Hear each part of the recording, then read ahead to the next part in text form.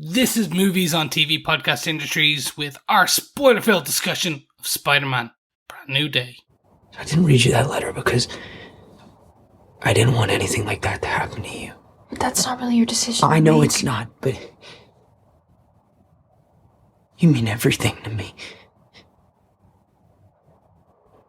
And I've been trying to live my life without you, but I can't. I love you. This spell, or whatever it is that you did,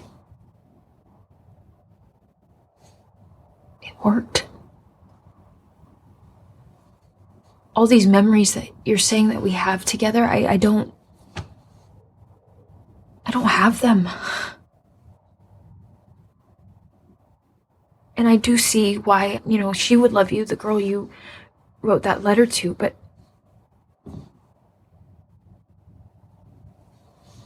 I understand that you did what you had to do to protect her.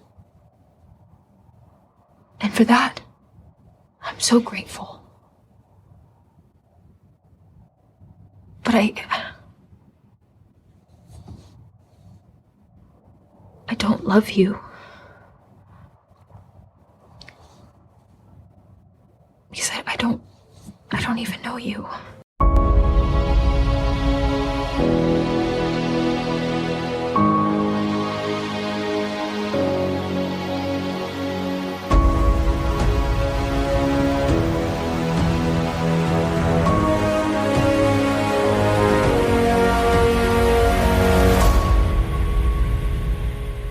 Welcome back, fellow Spidey fans, webheads, and everything Marvel aficionados.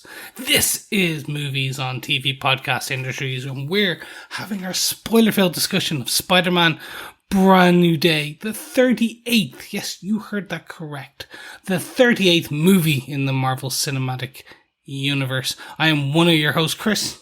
I am one of your other hosts, Derek. Welcome back. Yes, hello there, Spidey fans and fellow defenders. I am your third and final host, John. And we're going to be talking big potatoes on this one, aren't we? Yes, we are. Yes. Yes. Big potatoes with small potatoes. You know, it's all small potatoes. We look after big potatoes. We love our potatoes here. We certainly do. On TV Podcast Industries. When you want to talk about potatoes, come to the Irish podcast. That's what exactly. I'd say. Yeah. And I think I was crying small potatoes there at that intro. Well, yeah. I know. I was going to say, one way to start, where to start off, really hitting the heartstrings. Yes. We've grown up. Spider-Man's grown up. All the actors are now in their 30s or getting close to 30. So they're all going through their emotional core movements now. So this was a bit more of an emotional movie than I think I was expecting going into it. Yes, and actually Tom Holland had a little swell about him in the Spidey suit as well, actually. Yeah. Like, he's looking good, but he certainly doesn't look like the teenage Spidey that he did. I agree. Like some of those flashbacks and you went, oh my God.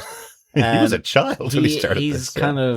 He's hitting he is the Marvel man. Yeah. Exactly. He is Spider-Man now. And he's hitting the Marvel sort of tradition of having a little bit of swole somewhere, whether it's Swole Groot and sort of like a tempered swole Spider-Man, because he still looked quite lithe.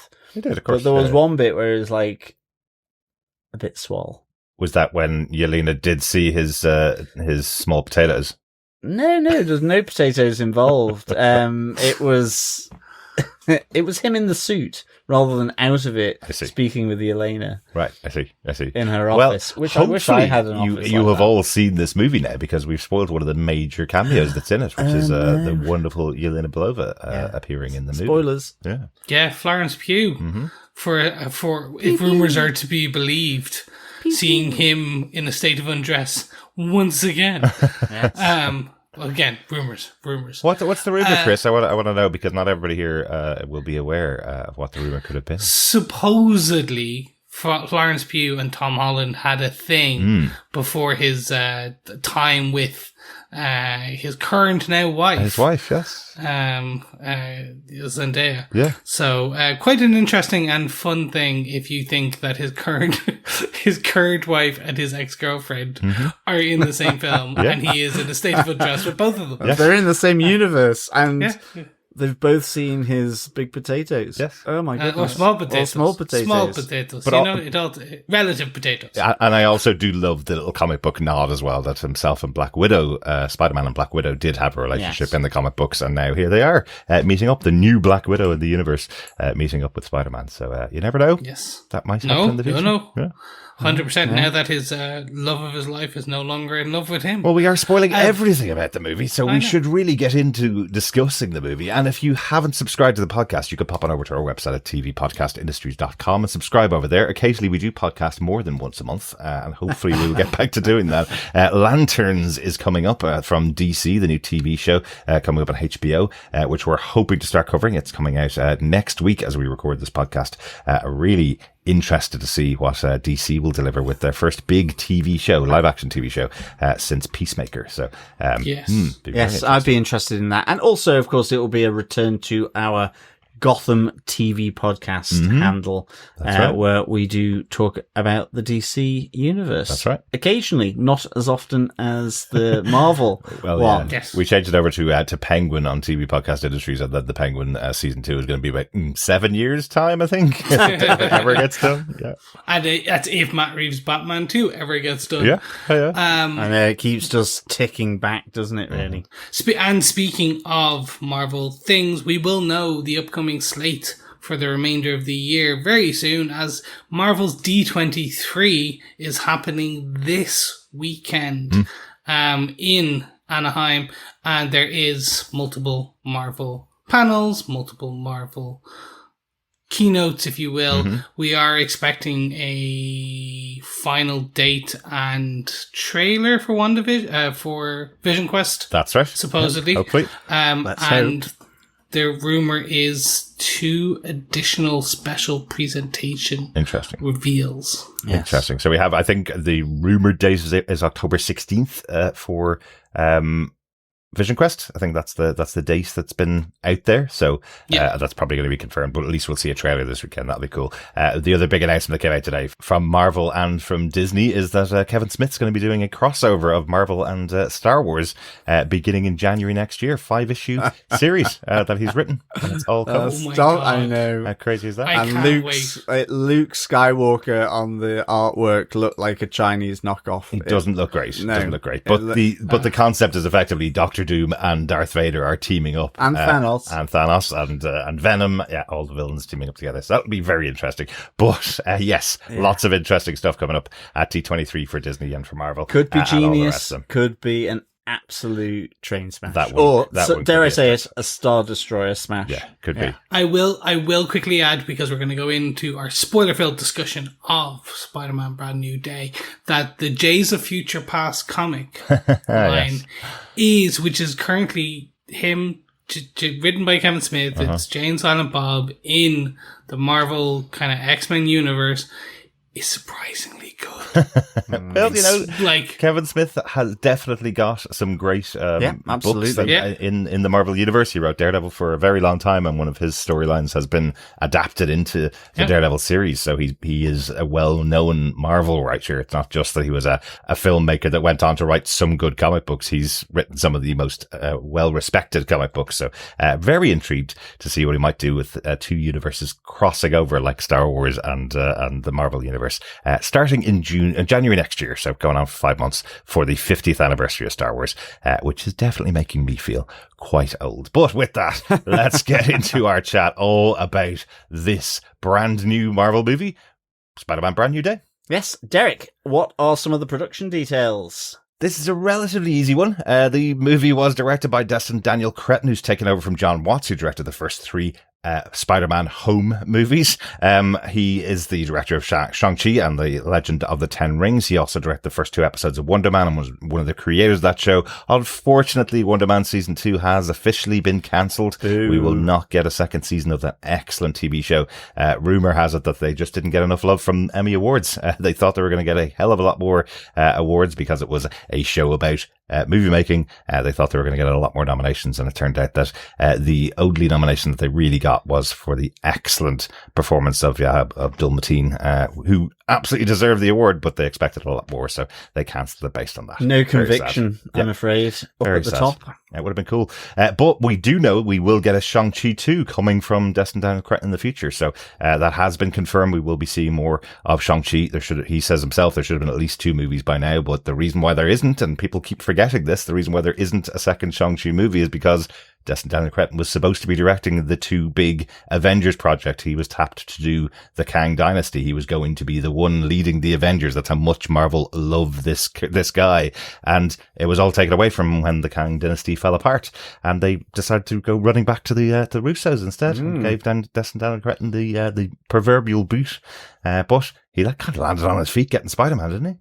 Oh, absolutely. Yeah. Big time. And doing Wonder Man. I mean, like, he's done some really good stuff. It feels like smaller projects when he had the Avengers coming up to get told to go over and deal with Sony and the Sony Spider-Verse. The Kang Dynasty, what happened there is nothing to do with him. Everything to do with the man who was supposed to be Kang. Exactly. So, like, it's a little strange. But, look, I think this director is superb. I've loved most of if not all of the projects he's done. Yeah. Certainly around Marvel with Shang-Chi, Wonder Man, and spoilers, now Spider-Man, A Brand New Day. Exactly. So, yeah, good on him. Yeah. And interestingly, the writers of this movie, just a great one to point out, the writers of this movie, Chris McKenna and Erik Sommers, have been working on all the projects with Tom Holland's Spider-Man. They worked all the way back with Marvel on Ant-Man and the Wasp, but then moved on to getting writing credits on the original Homecoming, and they were the writers for Spider-Man Far From Home and Spider-Man No Way Home. So they've been dealing with the Tom Holland universe for a very long time. I know there was a gap here of about 5 years between this and the last movie. No pun intended. Yes, but they are the ones that were always bringing this story to life. So they are officially the Sony Marvel writers for Spider-Man. They are the people that you tap. So that's why everything feels quite consistent in their universe, doesn't it? I strongly agree in terms of that. I think that they've built what I think will end up being a kind of probably 2 strong trilogies. Mm-hmm. Whatever we're calling the home trilogy and then the day trilogy. Maybe, yeah. And the final days or whatever they do to kind of close it off. Spider-Man End of Days, yes. Yeah. Yeah. But I do think they've done it, and they've also understood the assignment. Absolutely. I think that's the biggest part, but we'll get deeper into that in a few minutes. Definitely. With that, John, do you want to tell us what they gave us with your synopsis for Spider-Man Brand New Day? Sure. 4 years after Doctor Strange erased Peter Parker from everyone's memory, Peter has completely committed himself to being Spider-Man. He visits Aunt May's grave, secretly checks in on Ned, Leeds and MJ at MIT, and spends every other waking hour fighting crime across New York. When a tank goes on a rampage, Spider-Man first has to stop vigilante Frank Castle before stopping the tank. Inside, Peter finds a confused woman and something much stranger. An unseen entity that jumps from body to body inside the Department of Damage Control, eventually freeing Mac Gargan, aka the Scorpion. Yelena Bolova tells Peter this isn't ordinary mind control. It's small potatoes, but the attacks are connected to something called VMAX. Stranger things get even more complicated when Ned returns to New York. Peter secretly follows him to a housewarming party where he also sees MJ, now with another boyfriend. The sight of her sends Peter spiraling, and soon his own spider DNA begins to mutate. With help from Dr. Bruce Banner, Peter manages to create a device to suppress the changes. But when Spider-Man finally tracks the entity to the Scorpion, it possesses MJ and threatens to kill her. Peter discovers the truth. The entity is actually the mutant Jean Grey, who is searching Damage Control for VMAX. Jean takes control of the Hulk, leading to a huge fight with Spider-Man and Frank Castle. They eventually separate Jean from Hulk, but something goes horribly wrong. No Banner, no girl, only Hulk. Peter manages to calm Hulk and capture Jean, but she mentions the name Sarah before passing out. With help from MJ and Yelena, Peter discovers that Sarah is Jean's missing sister, who was experimented on by Damage Control and director Metzger. And the mysterious VMAX? It's nothing more than words written on the air conditioning unit in the room where Sarah died. When Jean learns the truth, her grief explodes into rage, and she takes control of a kilometre of New York and its citizens. Peter fights his way through mind-controlled hand ninjas to reach her, then allows Jean inside his mind. There, through memories of Aunt May, Peter convinces Jean that she is loved and promises to help her. But before he can save her, Frank Castle takes a sniper shot at Jean. Peter uses his new abilities to get Jean out of the way and takes the bullet himself. Jean keeps him alive long enough for the doctors at Metro General Hospital to save him. When Peter wakes up, Frank helps him escape as New York celebrates Spider-Man as a hero. Peter returns to his anonymous life until he runs into Ned at a local bodega. This time, Peter introduces himself. He uses their old handshake, and Ned immediately knows how to complete it.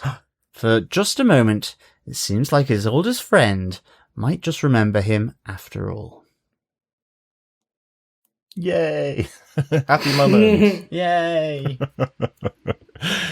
Yes, nice ending to the movie there, isn't it? Which I'm sure we'll talk about in major detail as we get into our points and moments from the movie. Yeah. Oh yeah, definitely. 100%. Because there is so much to discuss here. Yes. This is the low-key kicking off the mutant saga. Low-key? Going low-key. Or low-key? It is. Both, actually, technically. It is basically making Peter Parker the Oppenheimer of the Marvel Universe going forward, with his the man who's basically creating the suppression collars for mutants. There's so much. So should we kick off with our brand new points for this film? Yes, it is our brand new point number 1. Friendly Neighborhood Spider-Man. Mm-hmm. How do you feel about this opening to the movie? We have basically a 4 year period of time spent with Peter Parker and lots going on in his life, but all connected to Spider-Man. What did you think of this as the opening? I love this. This was fantastic. 4 years compressed basically into the guts of 15 minutes, giving us an understanding of where Peter has been since. Taking it even a step further, if you add in the opening for this film, you do actually get a small montage within the Marvel credits and the Marvel logo of things that have happened over the last 3 films, including some Civil War and the Avengers, the Endgame and Infinity War. And getting people kind of caught up on the idea that Peter Parker has disappeared in this time. I think the second time I was watching it, you notice that there's moments with himself and MJ where he's disappearing from photographs in just that opening credit scene. So so you'll see that effectively in MJ's life and in Ned's life specifically, they'll have loads of photographs of just them sitting on their own in various locations because Peter has disappeared out of their lives. I did wonder that. And I mean, I'm glad that it kind of captured that, because I was thinking, is it the case where it's just the memory and they're going, well, who's that kid? It's that guy. I can't remember his name, but he was right beside me all the time. Yeah. No, he's gone. So he is wiped out absolutely thoroughly from existence. So Peter Parker is no more. Spider-Man has remained. Spider-Man was around. Spider-Man did save them when they were in Europe, or Night Monkey saved them when they were in Europe. Spider-Man saved them in Washington, D.C.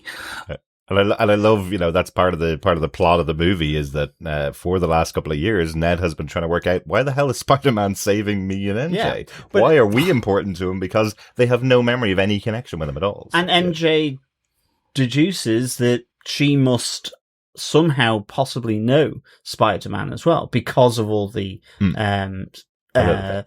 rescues. Like when it starts to get sort of further on, just before she gets controlled by the mysterious figure, aka Jean Grey. She does deduce something, but I love that Ned suspects that it's Flash Thompson or his teacher in school. That must be one of the two of them, because we know he's from Queens, we know he must know us, and they're the only two people that we don't know enough about that were on the school trip, and we're close to us all the time. So I do love the idea that we do have a potential Flash Thompson as Spider-Man in this universe as well.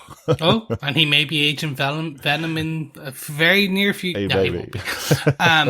I really enjoyed this opening because it sets up the history of the MCU in terms of the Spidey. This more.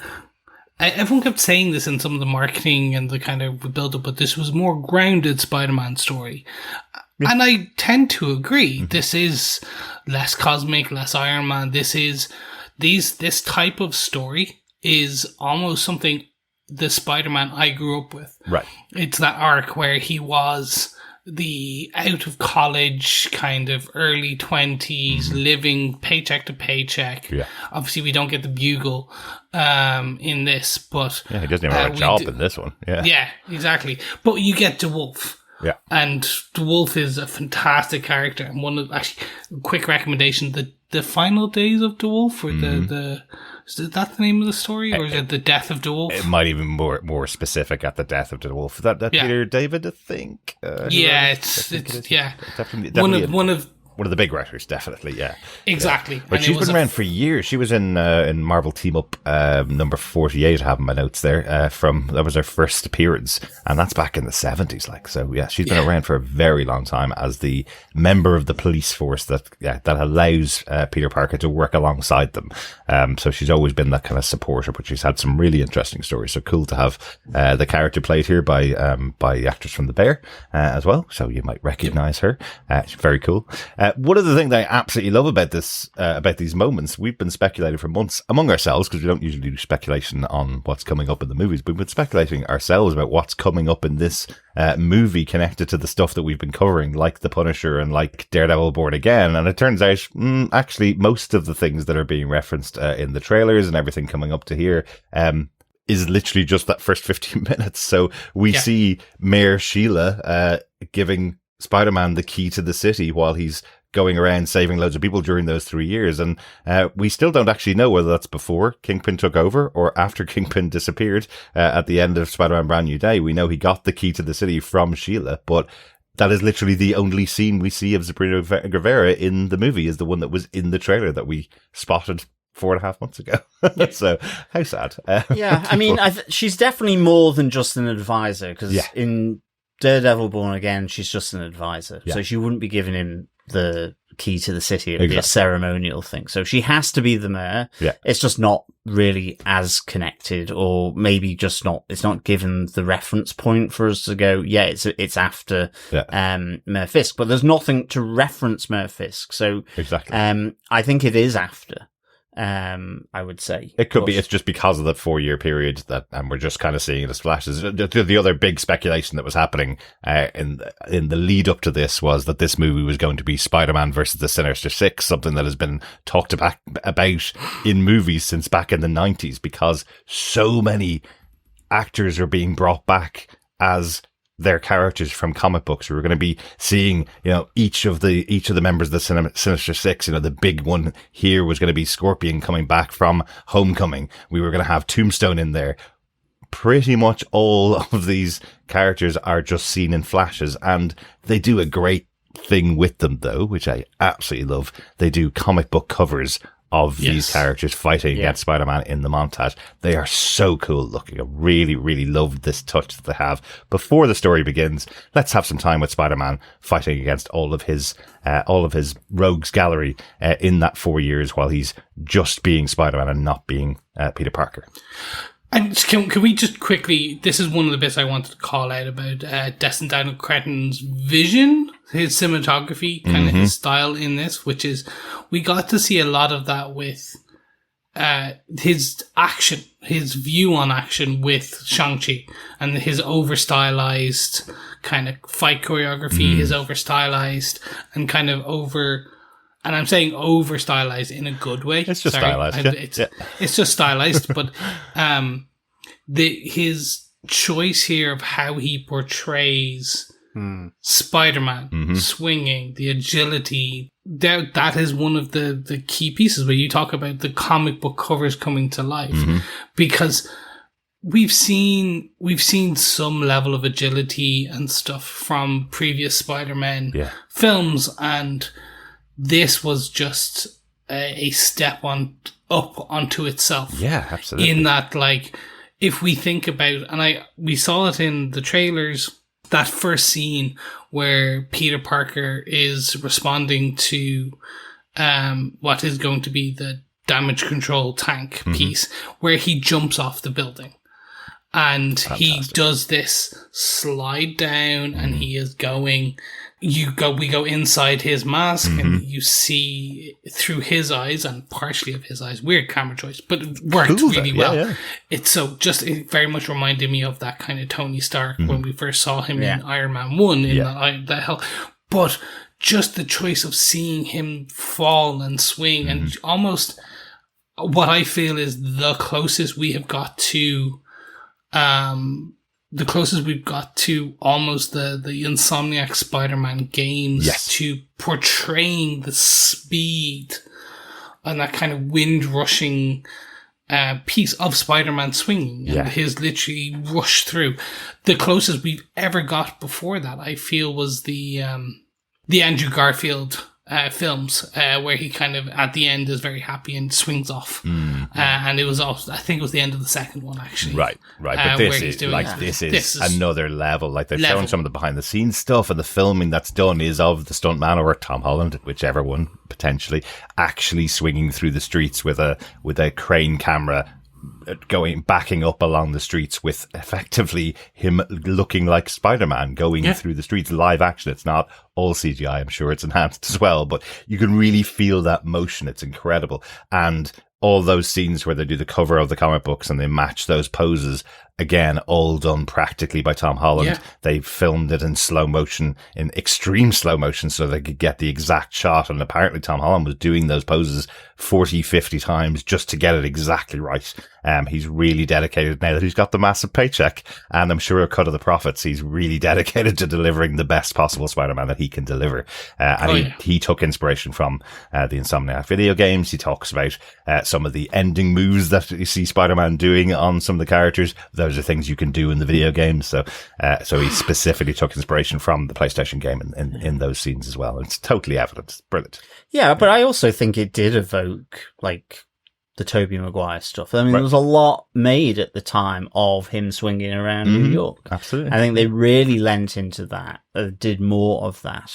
And the same with Andrew Garfield. So I think they do evoke that. It's the same way I think that they've used the past movies to inform this, like the comics, and like they have done, and like they've described around the suit, doing the Spidey suit. So I think I think that's just really good for the director to be using all those palettes at his disposal, whether it's the game, the previous movies, the comics, and so on. Absolutely. So I mean that's just really good, and I think there's a lot in here that evokes different parts of the Tobey Maguire franchise. Absolutely, and even there's something that obviously we'll talk about later on. His new way of creating webs. That's a nod back to Tobey Maguire's version of Spider-Man, and he even calls it out. He goes, "Oh well, Spidey 2 had these, so they can't be that bad," So that's a nod back to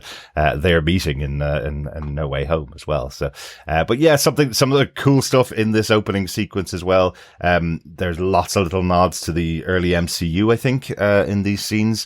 We see the tour bus that that's driving down the street talking to the tourists, saying that it's in New York, of course, and they call out that the street was destroyed during the Battle of New York, which was in the Avengers, of course. We have Spidey smacking on the side of the bus, and that was very similar to when Baron Mordo and Strange hit the side of the bus back in Doctor Strange in the Stan Lee cameo, you might remember from the original Doctor Strange movie. And we see a girl on the bus reading a book there who looks quite similar to Rogue from the X-Men. In the place of where Stan Lee would have been. So it's possible she's got the white hair in the front and brown on the back. So it's possible that's the reason why they linger on her there, is because that's where Stan Lee was placed before. And maybe this is another X-Men character that we're having in there. But that's cool. And also the other big thing I think that they're alluding to here, we had always learned once from when Spidey was brought into the Avengers back in Civil War by Tony Stark, that he was not the apprentice, but he was the future Tony Stark in this universe. Tony Stark had seen something very special about Peter Parker, something that reminded him of him. And here we actually see Peter creating his own suit. He's created his own internal AI now called Evie, voiced by Naomi Watts, who worked together with Tom Holland on his first movie back when he was about 12, wasn't it? The Impossible. God, yeah. So Naomi Watts coming back to voice the AI in the chair that Peter Parker creates for himself. So he is now taking over since Tony Stark's no longer there. He's doing it all himself. He's able to create all the things that Tony was able to create in his room as Iron Man. He's able to do them for himself as Spider-Man. So a nice little touch. We see a more grown-up version of this character, not depending on anybody else, which is part of the problem as well for the character, right? Yeah, and this kind of leans back into that, as I was saying, that kind of more grounded kind of... Poor is too much of a kind of mean thing to say, but the bootstrap Spider-Man. Right. Except a Spider-Man with a 3D printer who can also kind of 3D print his own costume and things like that. Yeah. Versus where we did see him at the end of the last trilogy, his suit was hand-stitched out of a very shiny material. Here it is kind of 3D printed. And it's a nice upgrade there. You're seeing that upgrade over the time of 4 years. It makes sense. Absolutely. But it does get us from the 4 years prior up to modern day, where we are, where he responds to a runaway tank, and that kind of gets us to our next kind of brand new point, if you will. In 2029 as well. Yeah. So just to make the point, we're aligned now with this Spider-Man with where we are in the rest of the universe. We're up at about 2028, 2029, which is where we saw the new Avengers or the Thunderbolts. Were in around that period as well. So we're slightly in the future still with the MCU, but it's about 28, 29. One tiny last thing before we move on. It would be remiss of us to point out that all the way through this, we see Peter checking in on Ned Leeds and MJ all the way throughout. He's keeping himself to himself, not interacting with anybody other than Jean DeWolf, who doesn't even know his name, but he is checking in on Ned, who is effectively broadcasting what's going on in his stories on Instagram to one or two people who are watching. But I love that himself and MJ are still really close, and they kept up their friendship even without Peter being around. I think that's really cool to keep up with them as they go through their life in MIT. And even that period where every young man grows a terrible, terrible goatee at the bottom of their head until their friend goes, "What the hell is that? Just shave it off," which is what MJ does for Ned. All right, let's get into our brand new point, number 2. Our first big action scene of the movie, the damage control breakout.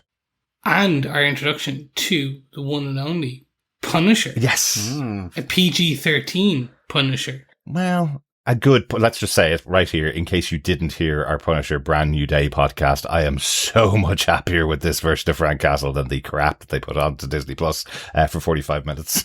So well done for bringing Frank Castle into Spider-Man. And it can't be overstated that Punisher began in the Spider-Man comic books. He didn't start out as this Vietnam vet who killed his family and went off on a killing spree, killing everybody. He was a person that was an antagonist for Spider-Man in a Spider-Man comic. So this is where he belongs. All the other versions of Punisher as the adult character who just cuts people's heads off and shoots people because that's what he chooses to do. Those are all different versions of the Punisher than where he began. So I'm delighted to see him in here. I know it's just a bit of fun. I know the two actors know each other really well. They both did the auditions for the MCU together back when they first met. So it's great to see John Bernthal and Tom Holland back together on screen after all this time.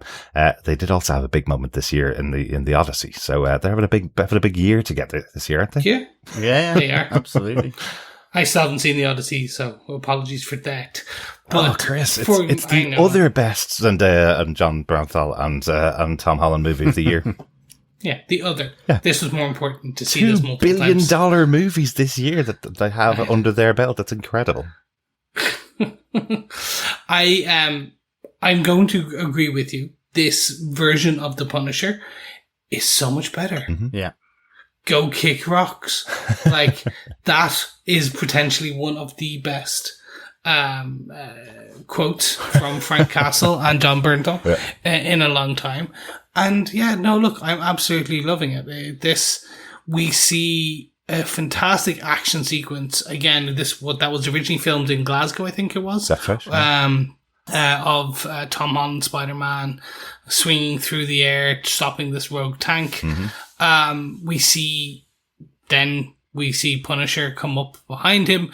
We get some nice go home Frank back and forth banter between Peter Parker, between Spidey and the Punisher. Mm-hmm. So kind of straight away just setting up that they have interacted. They know each other now within these 4 years, and that it does let us know as well. And again, why it leads me to believe that this is post anti-vigilante task force, post Daredevil, and very much kind of a bit is Frank is out and operating pretty openly. Yeah. If he's going after a rogue tank. Absolutely. So seeing this just brought, again, and I've used this, if anyone's listened to our previous Spider-Man kind of coverage of the films, I love Spider-Man. I love the lore. I love that universe. He is my favorite character. This felt like a comic book scene come to life. Without a doubt, absolutely. Like, it's just so well done. Yeah. And very well decided about, okay, well, how is these two characters going to interact? How is Peter Parker going to try and stop an APC tank going down? And then you have the Wolf going, are you going to stop this? Are you going to finish this? He goes, I'm trying. Very, very good. It was. And, I love the little allusions to the fact that, every time we've seen Frank Castle, he will more likely either grunt or swear, right? That's kind of all the dialogue we got from him in the last movie. So initially the first thing that Spidey does is cover his mouth so he can't say the F word, right? So that's a fun way to introduce him. And I know the history of the two of those characters together as well. We still don't know, but even by the end of the movie, we don't know, how Peter saved Frank Castle at that incident that they mention a few times. So maybe that will be when Tom Holland appears on Disney Plus Punisher show in the future. He says he wants to do it, so maybe they'll tell the story of how Peter Parker saved Frank Castle. That'd be kind of cool. Or it's going to go on for years like Budapest between Hawkeye and Black Widow. Yeah. And we don't learn until right at the end. Yeah. They can barely create what they need to anyway, so they're not going to do it. You never know. But I agree. I think the Punisher is way better here than his solo outing, unfortunately. But it was just a great little action sequence. Love, the little. I mean, even though it is like a PG-13, the fact that he, as you say, he mouths up just as he's about to swear, and we all know what he's going to say. I mean, even later on, as it moves towards the end of the movie, he does what the Punisher would do, which is he goes for the gun first. And to take out the threat. Exactly. So for me, this is way kind of just like on point. Kind of like the stuff around the hospital, I guess. I can see he was trying to make amends here for what he did. Absolutely. But I think here in this sort of little chase scene with the tank, really good. I think for me though, the more intriguing thing on here is who's the antagonist here. The intrigue here around the person that is effectively controlling this old lady who is there in the tank. So not expecting any of this, and even just in these initial moments where you just see this hooded figure, not a clue. Any suspicions when you were watching the first time? Nothing until it was revealed, and actually, but I mean, we'll get to those points a bit later. But I think here, at least in this moment, it's seeing this. I'm like, I was there going, who's got? I mean, I did think who's got this mind control, but I just did not think of the X-Men because It feels like a big thing to put in a Spider-Man movie, doesn't it? Exactly. Yeah. And if I'm totally honest, I love the X-Men movies. I never really followed them in comics. Yeah. Other than where they sort of, Crossover. exactly. Crossovers or transected with something that I was Civil watching. War or something or like that. Civil War, exactly. I mean, House of M is probably the one that I really did get into. Because it was phenomenal. But so I didn't even have them on my radar. I think maybe as well just because it's Sony. Like you say, it's not just that it's Spider-Man, but it's Sony Marvel co-production. I was like, they were, wanting it all for themselves, Marvel Studios. But I like how they're drip feeding, actually. Yeah. I think it's just a different way of doing the X-Men. It makes it better for me personally. Yeah. However, at this moment, I was more excited going, who is this person? Yeah. And this is quite cool. That they can move through people's bodies. For me, I was thinking around certain magical beings, certainly given the Doctor Strange connections and so on. Absolutely. And in case you didn't see Ironheart, we did have a character called the Hood, quite recently in there. He had some magical powers. This character's wearing a hood. So there was a moment where I was like, have they brought the Hood over from Ironheart into this movie, But there's also the big one, because this was done in another movie as well. It was done in Venom: The Last Dance, or in Venom, where you see the symbiote jumping between people in quite a similar way as you see this entity jumping between the bodies. And I was like, so I was wondering, was it going to be one of the symbiotes that had come over into the Spidey universe, and this was the big hidden villain for the movie was going to be that, Well, I also was thinking Bob from the Thunderbolts, because with having Yelena in there, I thought, oh, maybe. And also just because you had that whole thing with the hood and the blackness, you didn't black eyes, didn't see the face. I mean, it was for obvious reasons hiding the identity, but I mean, I just thought, is this something where Bob's depressive self has kind of freed himself, or doing something like a recce for his own purposes, that Bob's not fully in control here. Centuries back, and the Void. Yeah, that's it. The Void. Yeah. I thought maybe it's that. So I liked it. I mean, I think if you're gonna bring intrigue into Spider-Man, do it in a good way. And to be honest as well, for me, what made it even better, and we'll come to it later, is the payoff, actually. But I love this jumping from people to people in damage control as they move through, taunting Spider-Man, which his best villains have always taunted him. And I love that. Really just lent into all of that. So I really enjoyed this bit. And of course then, the follow up to it with the big potato, small potatoes, with Yelena and her office. Absolutely. We should all have offices in a sauna. You just want to see Swallow from Holland. That's all. The Russian sauna. Welcome to my Turkish bath. I was going to say it's quite the smart. Irish bath. Genuinely, it is quite smart. A smart way to find out whether people are carrying weapons when they're coming in to see you, right? So strip yourself naked, Oi. get into the pool. I do love that she's leaning into the sexier side of Black Widow. That's always been something of the Black Widow character from comics. So I love that she's leaning into that by her. She's naked in the sauna the whole time, right? She's lying in the pool. No problem at all. Come on in. You might be embarrassed, but I'm not. That kind of thing. Something that's very funny, and the way he plays it as well, where we see Spidey with the mask still on again. Peter doesn't want to have anybody know his identity since it's all been wiped from everybody, so he's wearing the mask in case anybody could work out who he is. Well, he wears both masks, doesn't he? Yeah. Because the other identity is also hidden. I mean, even though it's no, not his belly button, his potatoes. Yeah. I think even it's only very minor, where you see that ultimately Yelena's receptionists.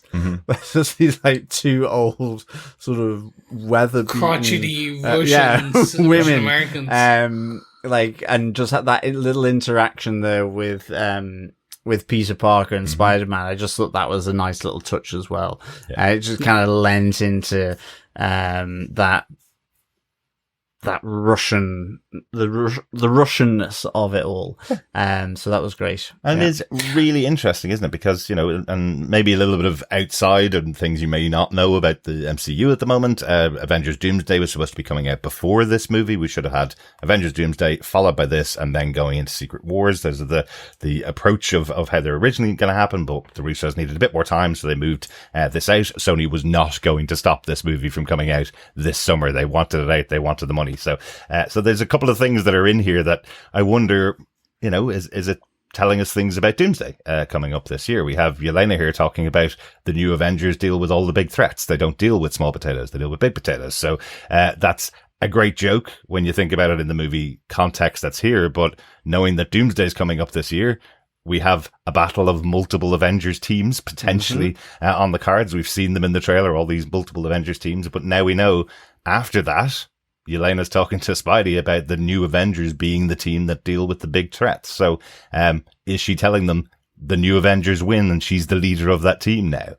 Potentially that's what's going on. So I like that. Or the other possibility, which is quite easy to get one actor down, to come and film a scene, to tie the whole thing together. So maybe this was just an added scene after they realized they were moving the date, because that could absolutely be happening as well. Well, don't read too much into it. Again, rumors. Rumor is that this was added because everyone was like, how are you making a grounded Spider-Man story with, at that point, the rumor, now corroborated rumor of who Sadie Sink was playing, a correct Mark Ruffalo cameo. Wasn't he in Hook? It's Rufio, sorry. Rufio. And everyone's like, how? Like, Spider-Man is supposed to be grounded. He's supposed to be a New York champion. What is going on? So, apparently this was hey, we're going to explain that Spider-Man looks after small potatoes and the Avengers are big potatoes, and they're separating again Spider-Man from, he will be part of some of those bigger pieces, but this is a contained storyline. He won't be called in for Doomsday because nobody knows how to reach him. Yes, exactly. And then this supposedly, again in the timeline, is post Thunderbolts film, but pre the end tag from the Thunderbolts film, the end post-credit scene where we see a ship come in. They apparently earlier were dealing with some, this is before they start dealing with the outer space stuff that Yelena talks about in the post-credits. Again, that is the big potatoes. Yes. Spider-Man focuses on small potatoes. Because the post-credits is like 6 months after the end of the Thunderbolts movie, and it connects in with the Fantastic Four movie as well. And the other final bit of speculation on why Yelena's here, and I really kind of get this one too, I totally understand it.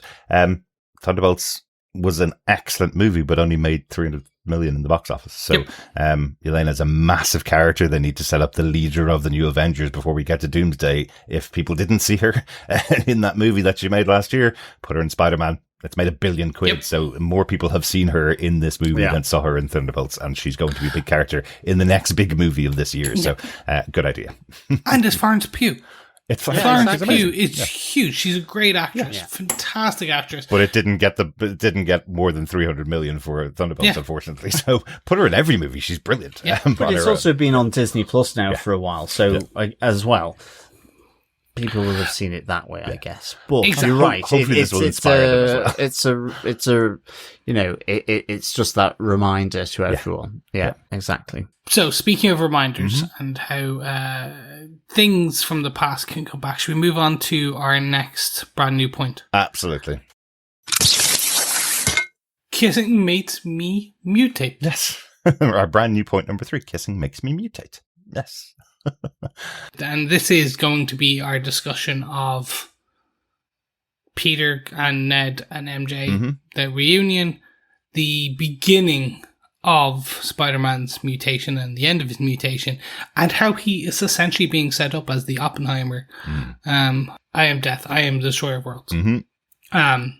Very much setting up that he is the man to create the inhibitor collars, the inhibitor technology that will be used across the mutant saga. So let's take it straight back to the beginning, which is Peter and MJ and Ned in MJ and Ned's apartment. So Peter's on his way, doing his thing, and sees Ned in a bodega, stalks Ned all the way back to his new apartment. Just a reminder, they were in MIT in Boston, and Peter has not seen them in person for 4 years. And Ned happens to walk into a bodega, which he would. You know, they're living in an area that Peter Parker can afford without a job, let's say, and they are just coming out of college, so they're probably living in similar kind of areas in New York. But there is a subway journey between where he picks up the beers and goes back to his apartment. So I guess they're living a bit far away. But yeah, his best mate is in town. He's going to find out where he lives. Yeah. And we get to MJ and Ned are having a shindig, a soiree, a red cup party. And Maynard himself enters. And Maynard, Chris. Maynard. That was so weird that they went with that. I mean, maybe there's something that I don't know, but Aunt May, and he's a nerd. Okay. But I love. I didn't get any of that because I just thought Maynard wine gums. I was just like, I'm always thinking about wine gums. But no, I love that MJ like corrects herself when she calls him Maynard first and then goes Maynard to him. So but there's a little moment again with himself and Ned where you see that they're like, he's very impressed with Ned's abilities to track down Spider-Man. He created the Spidey app to track Spidey around the city. You can tell, of course, Peter's still in love with MJ. I love that he's carrying the flowers that he bought for this day's visit to go and see Aunt May's grave, and then hands them over to her as a housewarming gift. And she kind of looks around and going, that's a bit of a weird thing. Everybody else here has brought along booze as their gift for our housewarming. You brought along flowers for me. I guess thanks very much. In that great way that delivers her lines. I always love her sarcastic way of delivery. She's so good, and the three of them are brilliant in this movie. All three of them are great central characters in this movie. With all the other action going on, it always comes back to Ned and MJ and Peter. Really, I really love the three of them together. They're great three-handers. And so that actual scene where we do get the three of them first kind of reintroduced to each other, where we see Ned's that kind of conspiracy wall. Well, he goes, I'm not crazy. I found that great because there are some amazing Easter eggs in there that I think, you name it, the YouTube fans, once this comes out online, will be continue to pick apart absolutely. The set design.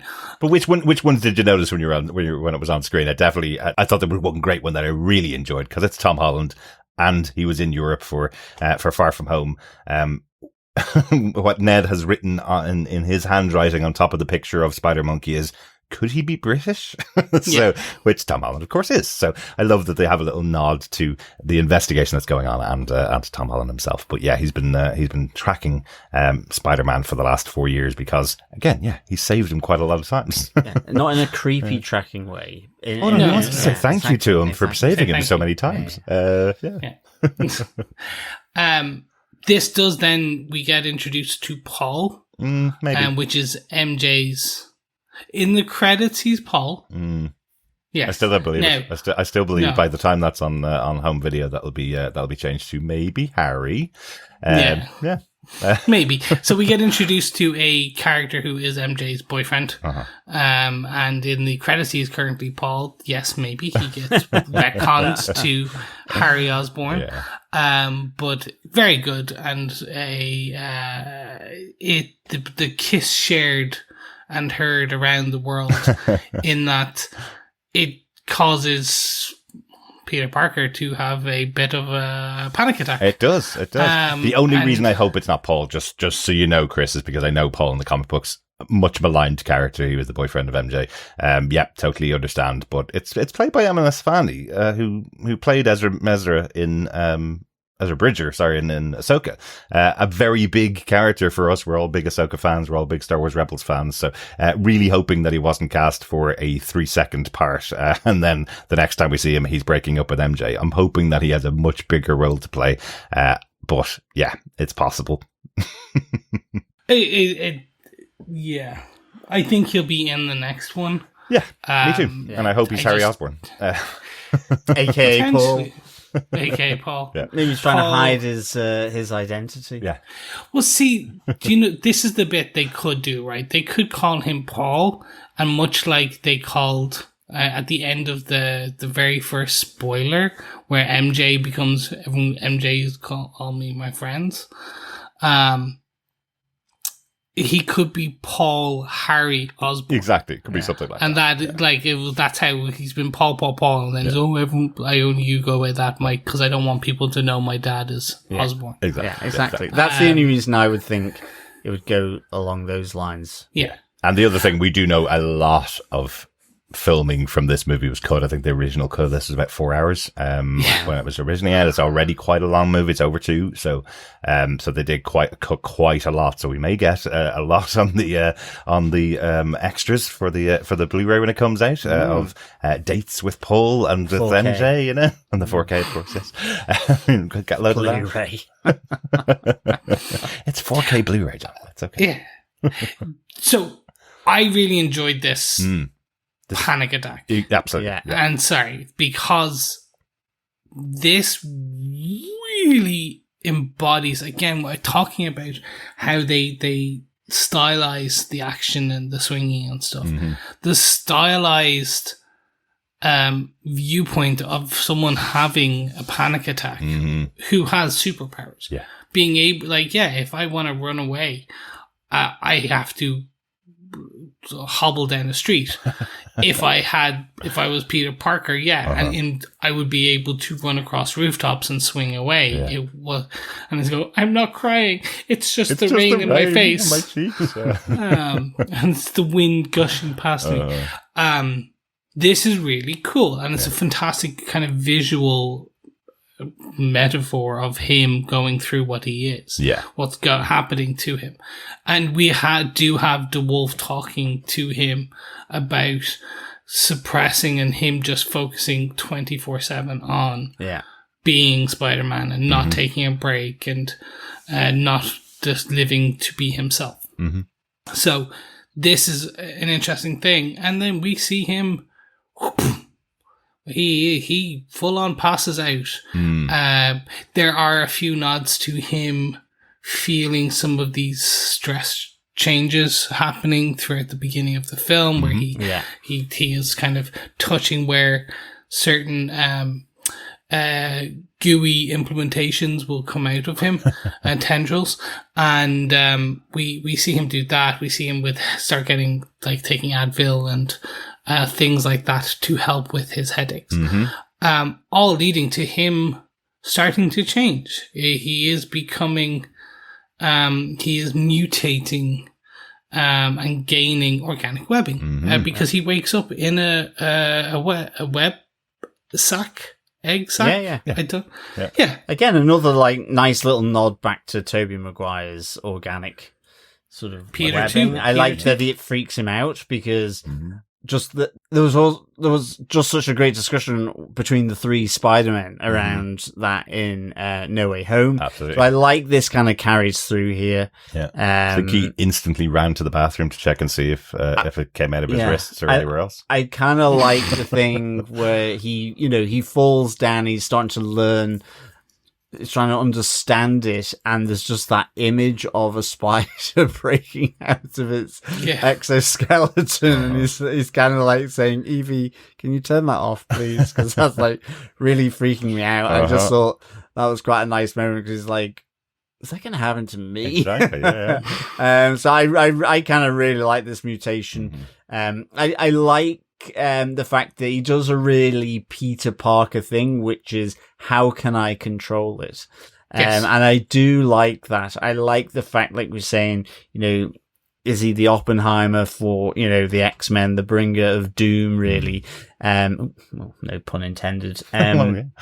Around this suppression device that he sort of talks to Banner about. Again, I like that they bring the Hulk in here. It's just a nice little cameo. Well, it's more than a cameo, but I love this. I love Banner having that conversation with him. It's like, do you realize it is different from my suppression of the gamma radiation and its effects? This is a particular thing because Peter starts to talk about it as being this sort of overarching suppression of any gene that might be different or mutate to give something different, and he kind of does that sort of moral or ethical quandary. Kind of, yeah. Like what we have is Professor Banner saying that he's suppressed everything. He's now just a human that has the Hulk inside him, which he's suppressing. But Peter's asking him, could you choose the things to suppress? Could I go back to being Spider-Man and just suppress the things I don't want to suppress? And that's the really twisted moment of what he's saying. And Banner's going to him, hang on a second, you're basically saying, can you get rid of things that you don't like by creating a device that will stop whatever you choose? So who is it that chooses what the good things and the bad things are, That becomes a kind of a eugenics question, I guess. Yeah. So, and when you're going to have X-Men in the universe who all have loads of different powers, will you create the thing that will stop the X gene, or will you create the thing that stops specific powers that are being created in the universe? So love it. And especially universal inhibitor. And especially as it plays out in this movie with how Damage Control have dealt with Sarah. Yes, they're deemed to be problematic for society, but this could be used as a weapon or whatever. I kind of like this really good, with Hulk doing his thing. But just to start the discussion as well. It's not, this isn't a definitive discussion. This will carry on probably through 6 or 7 X-Men movies in the future. But I love the discussion begins here, and we have the two opposing sides, the new science bros, Banner and Peter Parker, having this discussion, and Banner kind of going, I know you can do it, but maybe you shouldn't think about doing it. But beyond that, there's also the discussion of to Peter, which is are you then suppressing something that needs to be expressed? Yes, exactly. And that leads to the are you Peter Parker or are you Spider-Man quandary that we have towards the pinnacle, the culmination of the film. Because to this point, he has been suppressing Peter Parker and just becoming just focusing on Spider-Man, where he's no longer being that man. He is just expressing himself as that one place, one thing. So I like that. I like that interesting kind of take, which is we constantly talk about Spider-Man, great power, responsibility, and that will come up later. But this is an interesting new variation on that type of thing, where it is no. Are you a hero? Are you a hero? Are you human? Like, are you who? What is your identity? And it is that kind of next step. It is one thing I will say it is interesting is they've given us Bruce Banner, they've given us Hulk, they've given us Smart Hulk, and now they've reverted, and even he was Smart Hulk up in the She-Hulk. Up until now, he has been just kind of that Smart Hulk. He found the balance between, and now essentially we've said it's been pushed back to become no. He's fully suppressing it to be just Bruce Banner again. He's now Professor Banner. Professor Banner. So it would be interesting. And actually, towards the end of this, he is carted off somewhere, which we can chat more about later. But yes, so I think the great thing here is that because it cuts through it, doesn't it? By having Hulk and Peter talk about it, cuts through it where it's not just purely an X-Men thing. Yeah. I think it's also, like you're saying, Chris, around, with great powers comes great responsibility. But May was always saying that to Peter, not to Spider-Man with him in the suit. Yes, it was about his powers, but she was also expressing it to Peter. And I think what's really good here, it is this whole thing of, am I a mutant, a mutate, human, or can I be all three? And I'm glad that they've initiated this outside of X-Men, because I think actually it's having that conversation here is fresh. Yes. If it happens with X-Men, I've seen that in 4, 5 other movies. And I think that's what I really enjoyed about this, is it actually made me excited for X-Men, because they weren't having the, it is, it's instead of Xavier and Magneto, you have it expressed through Hulk and Peter here, in to some degree, this never ending conversation that happens in the X-Men movies. So it's like, this is really interesting. Absolutely. And I hope they don't. It's really important to X-Men, I get it, but I hope that it's not always just dwelt on. No. Yeah, absolutely. Like, I love that it's exactly as you say, bringing the point in now, and also in the shadow of Spider-Noir, which was all about a mutated Spider-Man and multiple mutations and multiple experiments creating people with powers. I love that we have this as the follow-up, and I don't think that was ever intended, that would be the case, but it's absolutely on my mind when I was in there. I was watching it going, we've just come out of a great series in the Spider-Verse, set in an earlier time where we have people being experimented on and becoming powered individuals, and here we have Peter mutating or becoming a mutate or a mutant-ish version of Spider-Man. That's kind of cool too. And one of those was a Scorpion, which I kind of quite like, because I do like Scorpion as one of the Sinister Six and Spidey's kind of one of his nemesis. I kind of them, I've always liked the Scorpion, but yes, it was also in Spider-Noir having the Scorpion in a jar. So that is kind of an interesting. They also had a chameleon, which would have been quite good. Well, that was the other Craven. And that was also the other possibility for the villain in this movie, was that it was going to be the chameleon who was taking on people's personas. That's why we had so many villains potentially going to be in the movie. But they went for Jean Grey. And speaking of which, we do need to speak about the other major character introduced here. So let's get on to our brand new point 4. Yes, our brand new point 4 is Jean Marley Grey, as I want to call her. What an introduction, and what a pun, by the way. But what an introduction! It was very good. This for me is how I want my X-Men introduced. Agreed. Up until 2028 or 2029 when they do the proper X-Men film.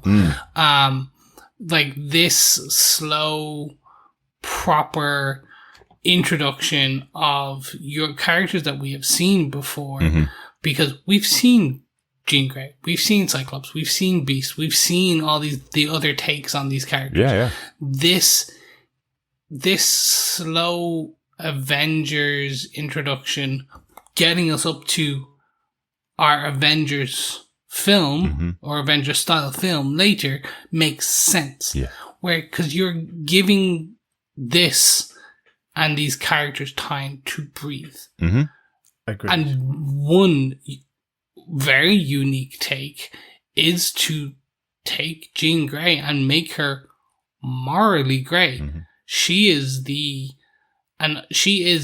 for all essential purposes the antagonist of this film up until the very end. Well, I love it. It's the rug pull, isn't it? You think throughout the movie she's the antagonist. You think the whole time she's the one getting in Spidey's head. She's the one that's up against Spidey, and then the big twist that it's not her at all.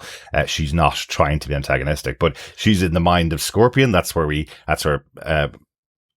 Peter first really encounters her, where he's fighting against Scorpion again, the person he'd put in prison at the beginning of the movie, and Mac Gargan saying to him, you think I'm Scorpion? Is that who you think I am? And then you realize, it's Jean inside his head, and then she has the kind of Death wished for him standing in the way, so she goes and possesses MJ.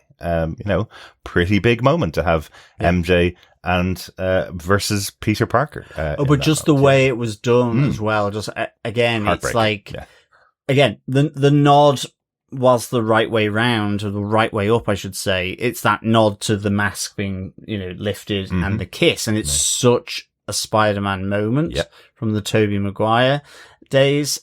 As I say, upside down, but it's so iconic. It's so meaningful from the comics, from the movies. And I had happy tears when I was used watching that. I was here. like, Yeah, I know exactly. Of course MJ would remember him. She said that to him. Tell me you love me and I'll remember who you are. That's what she said to him in the last movie. And I went, if they're doing that, it's a fantasy world. Of course that can happen. It's the rug pull. And this is what I totally agree with Chris. This is how I want my X-Men to be introduced. Certainly don't want them going anywhere near a school for the moment. And oh well. No, I know they will. No, I mean literally at the end of the movie, one of them is going towards a school. I agree, because it had that whole Westchester. It had the whole Vermont thing with all the trees. No, I get that's going to be there, but for me, it wasn't just the rug pull of like, well, who is this person? All of a sudden it's like, oh, it's Jean Grey. It's the rug pull on the smaller, intimate moments like that with Spider-Man, with Peter Parker, those challenges to him. I mean, she is the antagonist, but it's through misunderstanding. Yes. And the other side of it is, for me personally, here, you have Jean Grey starting out as the bad guy. Not the Phoenix or anything like that, but is the person who's questionable with her morals. She's inhabiting other people. She's using them for her own purposes. Yes, to try and get some justice for her sister, but realizes through eventually being allowed in by the consent of Peter Parker into his mind, because he's the only one she's not been able to get inside his head. And here we have her essentially becoming Jean. And I like that, realizing maybe she went about it the wrong way, however despicable Damage Control has been, and director Metzger, all this. And I kind of like that because, I just like that because it's a bit like the Fantastic Four with me with X-Men. I'm kind of like, seen it, done it, and I'm glad they're doing it differently. They have to, I think. They really have to. They do. And this is a really fantastic start for introducing Jean Grey, who, of those shows, I wouldn't necessarily have been like, oh yeah, Jean Grey, yay.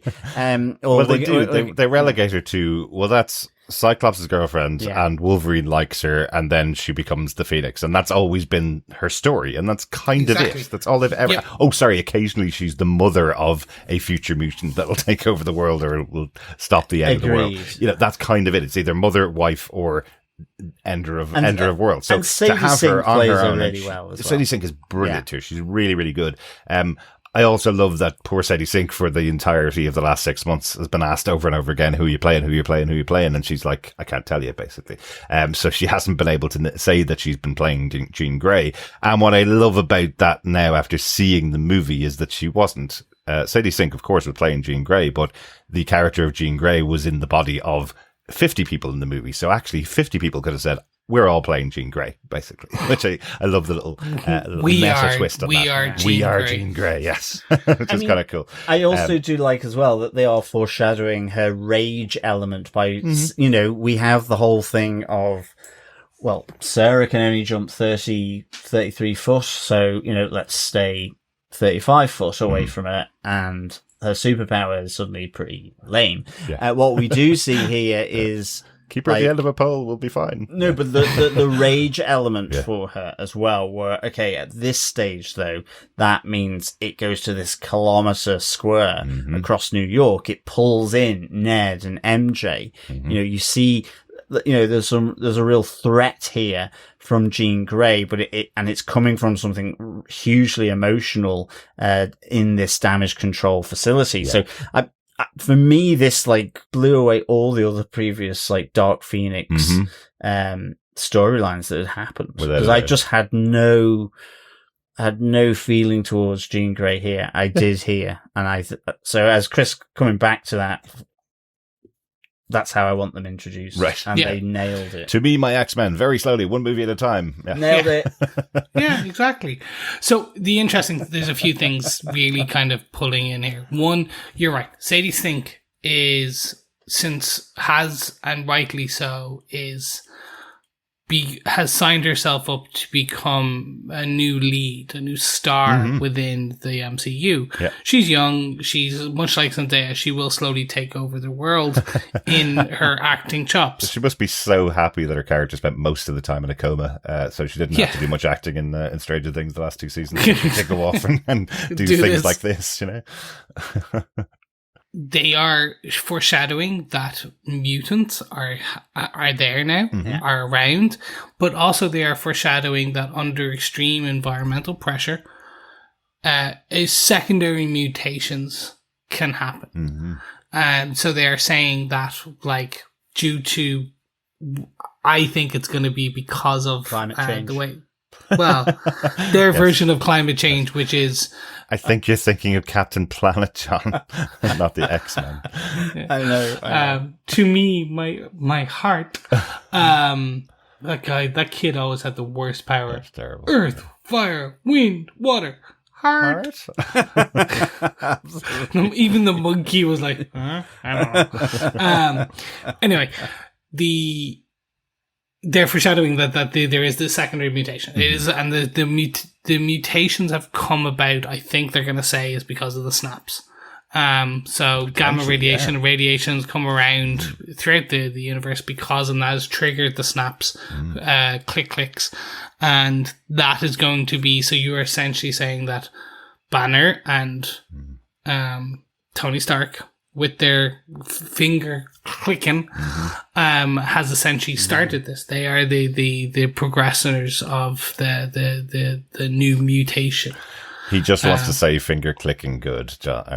Chris. Yeah. Sorry, because it is. That's a really interesting one. Yeah, the returned people after the snap. Some of them could potentially have mutations because they disappeared for 5 years. Presumably, everybody that was on a plane gets flight powers. That's how they were able to survive. Yep, that's it. Exactly. It's like the X-Files. Yeah, like stuff like that. Yeah, I really love that theory. I think that's a really interesting theory.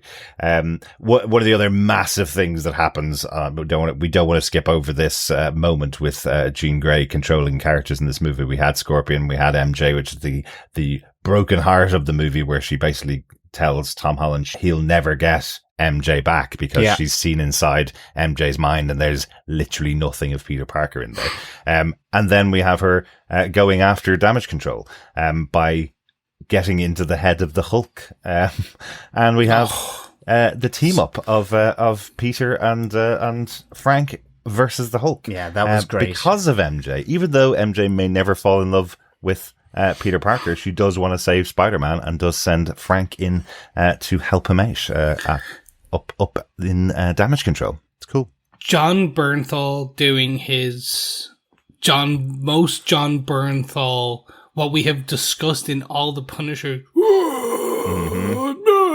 Him doing that while firing high caliber weapon into the Hulk's face is just iconic. Like, it is just like, he is a fly swatting and like buzzing around a Hulk. Absolutely. Yeah. There's two amazing moments. There's the one where the Hulk is running at Spider-Man, again very reminiscent of the Hulk versus Black Widow back in the first Avengers, but where Spidey flips over him, grabs Punisher with a web, pulling him underneath the Hulk. It looks slow-mo like the best comic book cover. And then later on, when the two of them are talking and Frank is using his usual mentality, well, you got to kill Jean Grey because she's the biggest bad. You got to shoot her in the head. And Spidey goes, do you just want to get out of fighting the Hulk? And Frank goes, yes, I do. Yes, I do. That's exactly what I want. Great moments. Yeah. Really good. So, and again, you can do that in a Punisher film. You could do that in rated R, right? But I think partially because they had to distill this character into the films, they had to distill this into a Spider-Man film, which is a bit more accessible for everyone. Yeah. I think that version of the Punisher is way more accessible. I think He is, it's yeah, because absolutely. giving, like, we saw touches of that with the Deborah Wall back and forth, and some of his interactions with Matt in Charlie Cox in Daredevil. The point I was actually making to John earlier on about this, Chris, was for 5 seasons, the 3 Daredevil seasons, these two, the 2 seasons of Born Again, the seasons of Punisher, you know, the argument from Punisher has always been shoot them in the head. That's what he does. And we talked about it over and over and over again. Is Frank right? Shoot them in the head. Is that the way to take out your villains? That's not Matt Murdock's way. And here it is again, presented exactly the same way. He's the same character as he's always been. He's just doesn't have to swear all the time and doesn't have to cut people's heads off and doesn't have to use the weapon that kills people all the time.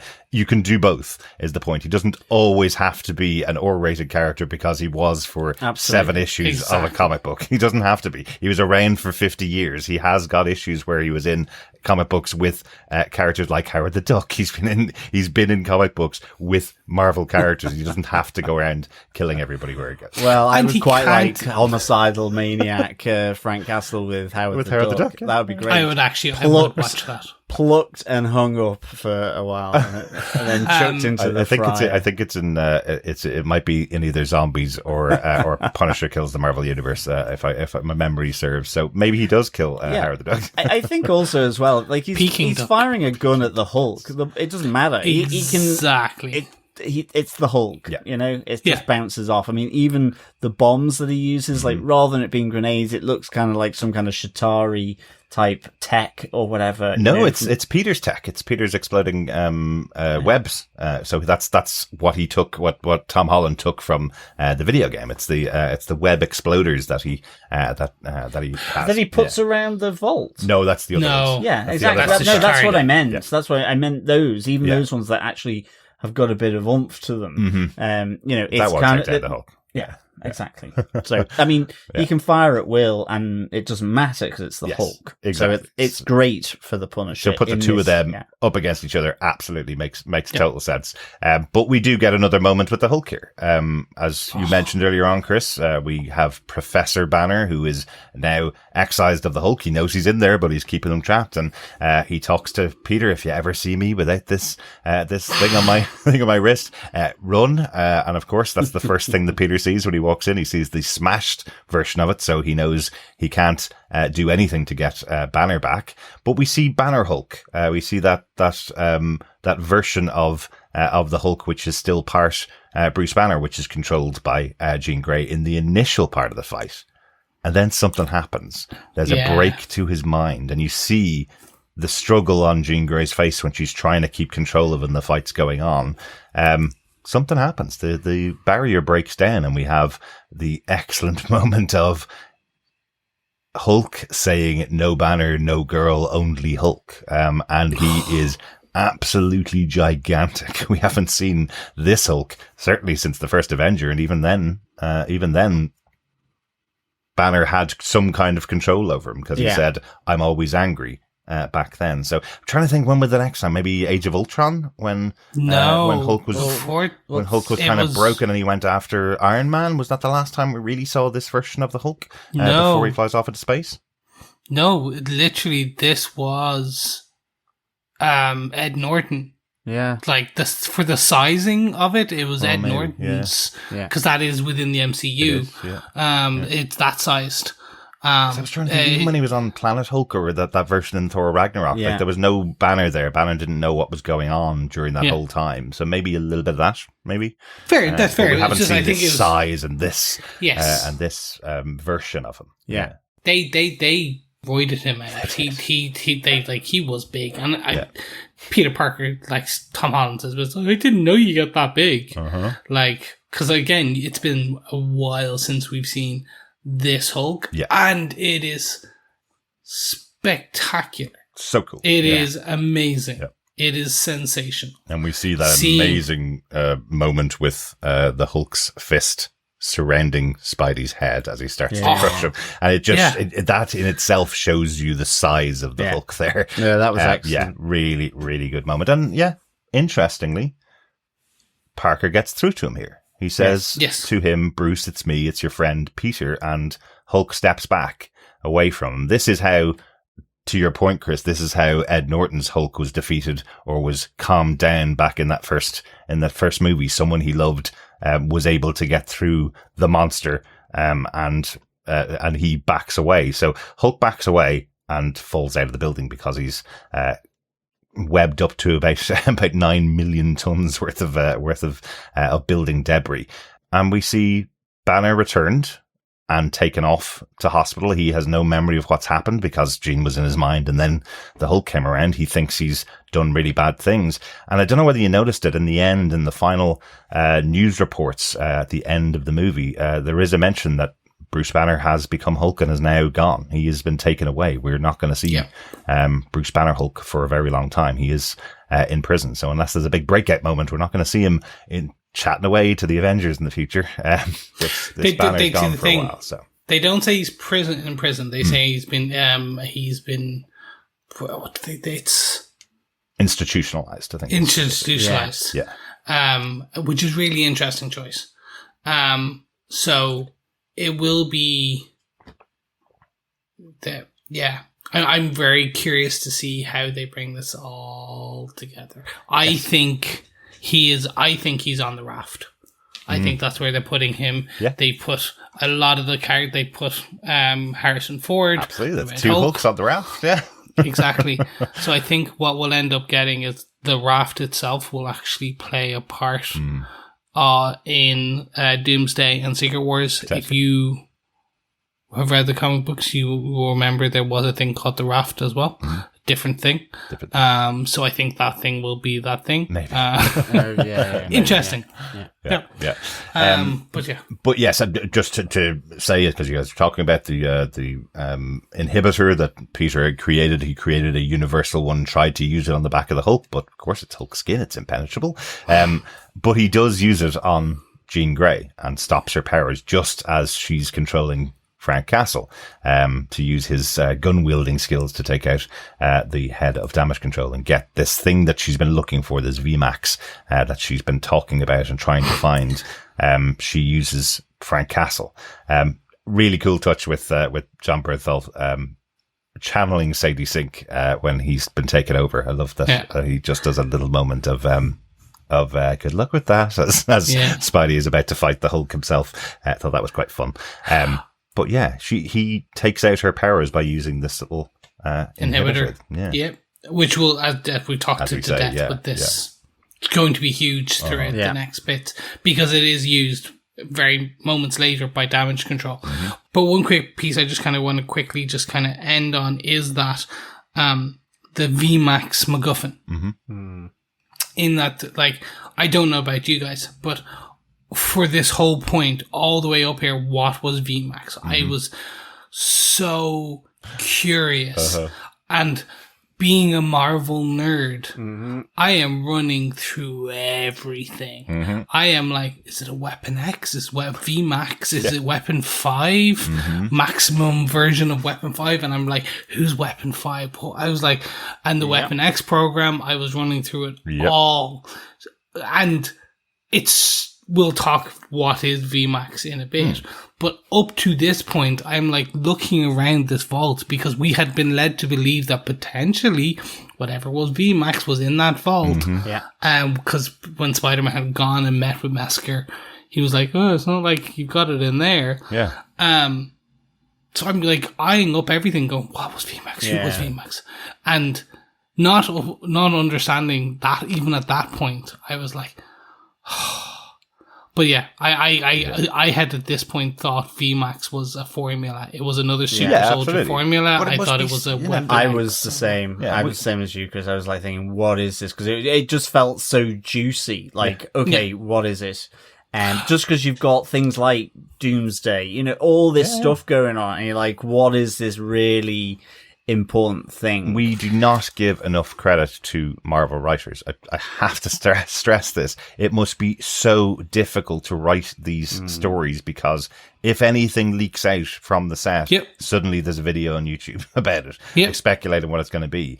If this word VMAX leaks out, it means nothing, so that's fine. That doesn't ruin the movie. But I guarantee there was about 20 different videos ready to go about what VMAX was. There's loads of people sitting in that auditorium on the first night going, oh, when I get up tomorrow morning, I'm going to be filming my video about what VMAX is and what the history of it is in Marvel Comics. I just need to get home after this movie and I'm ready to go with my content for tomorrow. There's nothing there for them to talk about. It's a great trick that they've pulled here. To make all of us think it's going to be something massive. Is this the Marvel's version of the mutant gene? Is it VMAX in this universe? Yeah. Is that what she's calling it? Something like that. It is. Is it Compound V? For V? all of our boys listeners. Exactly. That's well, where my brain lie. I did kind of have a... okay. No, I did. Okay, I'm not going to lie about it. Right. But I think that's... What you're But that's... You either go two ways, I think, with that. And they went that way. And I'm like going, okay, I get it. It's fine. But I was kind of just... okay, grand. Let's get into it. Should we get into the discussion, our final point of like the finale and it all? Absolutely. Yes, our final brand new point 5. Are you Peter Parker or are you Spider-Man? I'm both. Yes, so we find out that, it turns out the villain for the entire movie has been Damage Control. We probably should have suspected when the Hand were working for them as security in the opening scene. I just realized that they're just young people that need some direction. Okay, from a supervillain like you, maybe. Although, in the comic books, Daredevil does become the leader of the Hand. So, yes, okay, maybe. While he is also evilish. While he's kind of evilish, exactly. So, but yes, we should have suspected that the reason why we haven't got the actor who's been playing the head of the DODC for in movies and TV shows for the last couple of years, including Spider-Man, why he wasn't here is because the main villain is going to be Department of Damage Control, right? We should have guessed that. Should have, could have, but like I do like this. This makes and sets up Damage Control as the big bad government kind of agency going forward. It is. But are they? Or have they just been destroyed by the end of this movie? I just think their human resources is bad because they've clearly hired the wrong people. But I mean, I think they kind of are and they aren't. I mean, I think that's where they can sort of play. They're kind of just the grey, government organization, and it's the individuals. I think that was the thing with the VMAX thing, because you had the director saying, I don't know anything about it. And I was like, oh my goodness, this means it's even bigger than the director of Damage Control. This like goes all the way to the White House, or maybe even there's a little bit of S.H.I.E.L.D. or S.H.I.E.L.D. in space is going to suddenly come back or whatever, you know? So, but I just love in retrospect when you're looking back at Agent Cleary, who's the other Department of Damage Control character that we saw back to No Way Home, back to Wonder Man, and back to Miss Marvel. His intent has always been to find people with powers and maybe bring them in or maybe do something to them. And now that's gone to the nth extreme. Spider-Man captures the villains and then they turn them to the side of the Department of Damage Control, use their weaponry as their ability. So again, similar to Nick Fury's speech back in Avengers, you know, they wanted to create something to stop the gods from invading Earth. Department of Damage Control are filling that void here under Metzger. He's looking for something to use powered individuals on the behalf of people that don't have any powers, I guess, right? So, so that's really interesting. But he had in the past experimented on Sarah Gray, Jean Grey's sister, who in this world has a very similar power to Jean Grey. I don't think that's the case in the comics. I think she's also she's a character. I think the first appearance, I was reading it the other day, the first appearance of her, she's just at home when Jean discovers that she has powers, basically. So and they've retconned and made some different changes, but of course that happens when characters are over 60 years old. Exactly. She has a hidden sister who's also powered. Yeah, it makes sense. Yeah, like, you know, exactly. What a great way to do it.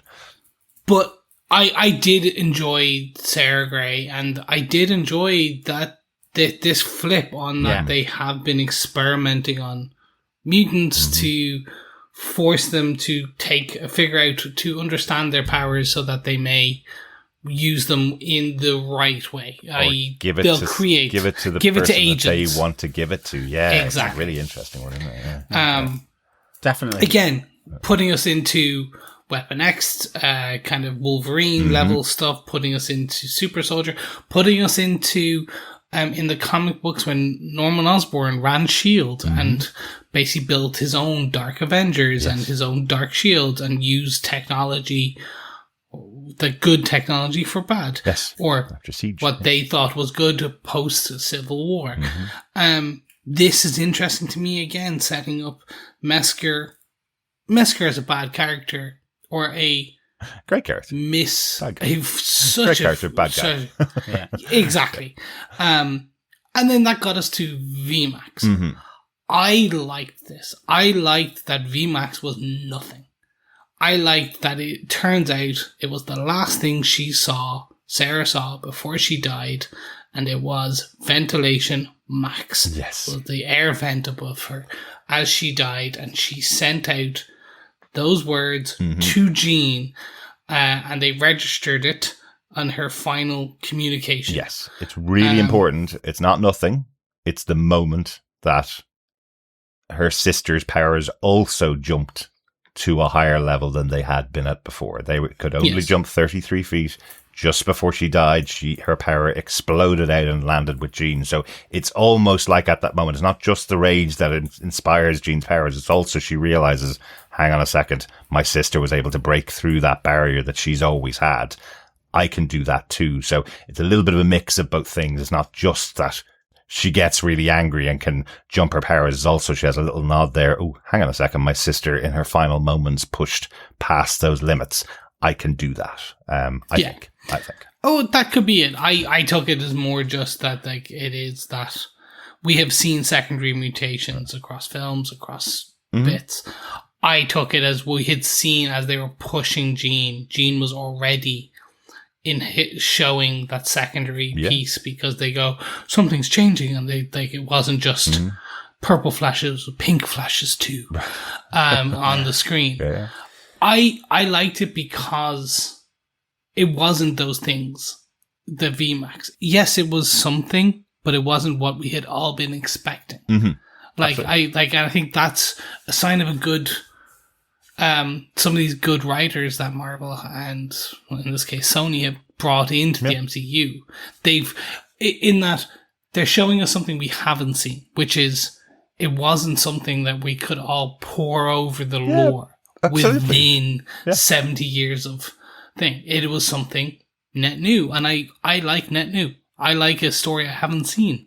I am using, net new as a business term. Oh, I know. What's net new here? The VMAX is like nothing. It's not. No, it's not. But I don't think it's something net new because it's a trope. It's literally a trope. You think? For me, I sighed because it just felt like they were boxed in that they had to do something like that. I mean, unless Sarah was contained just in that box of the artificial room, so she only thought she was in the room, fine. But I don't know.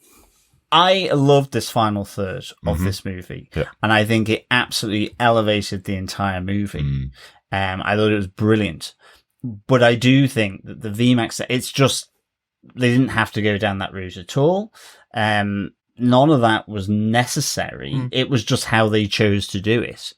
And I do think sometimes it's a little tropey where it's like, oh, that symbol, because it was the pattern on the wallpaper or something like that. And I get it. That's the trope. I just was like, oh, okay. It's a way to deal with it. It's a way to set her up on the path to getting there without it being something like she needs to find Hulk who's in this particular location. So I do like that they go that path. I don't want to make more of it than ultimately I was like, okay, they've done that. Right. And I was like, okay. And I think it sets up a very different ending for this now, because we started out the movie thinking that the bad guy was Jean Grey, effectively. When we learned who it was, she was the antagonist of the movie. By the end of the movie, it turns out she's being experimented on. And how do you end that storyline then? How do you end the storyline where you started it with somebody that's trying to discover what happened to her sister? You learn that the sister has been experimented on until she was dead. And this character was going to be used in the same way by Mesker. So you need to deal with that. And the way they deal with it is by her using her powers against Mesker, and then it being a battle in the minds almost of Peter Parker and her. Oh, absolutely. So I love that they brought this back. And this, I'm going to use the word trope. Yourself and Chris use trope all the time. They're just storytelling methods. This is the trope. This is what you do with Jean Grey character. It has to be a battle in the mind to shut down her decisions to go morally grey, to go evil. It has to be. It always is. It's always Professor X gets into her mind and calms her down, or somebody gets into her mind and calms her down. Here, having Peter use everything he learned from his beloved Aunt May to calm her down by allowing his Aunt May version in his mind to say what she said to Peter to calm him down in the past. And I think that's a great use of both of these characters and a bit of a trope. Absolutely. No, that's not the trope I was talking about. I loved that. I absolutely loved the resolution of using Aunt May's words to Peter, repeated verbatim to Jean Grey, who is beside herself because she's realized what her sister went through, what predicament she is in. Yeah.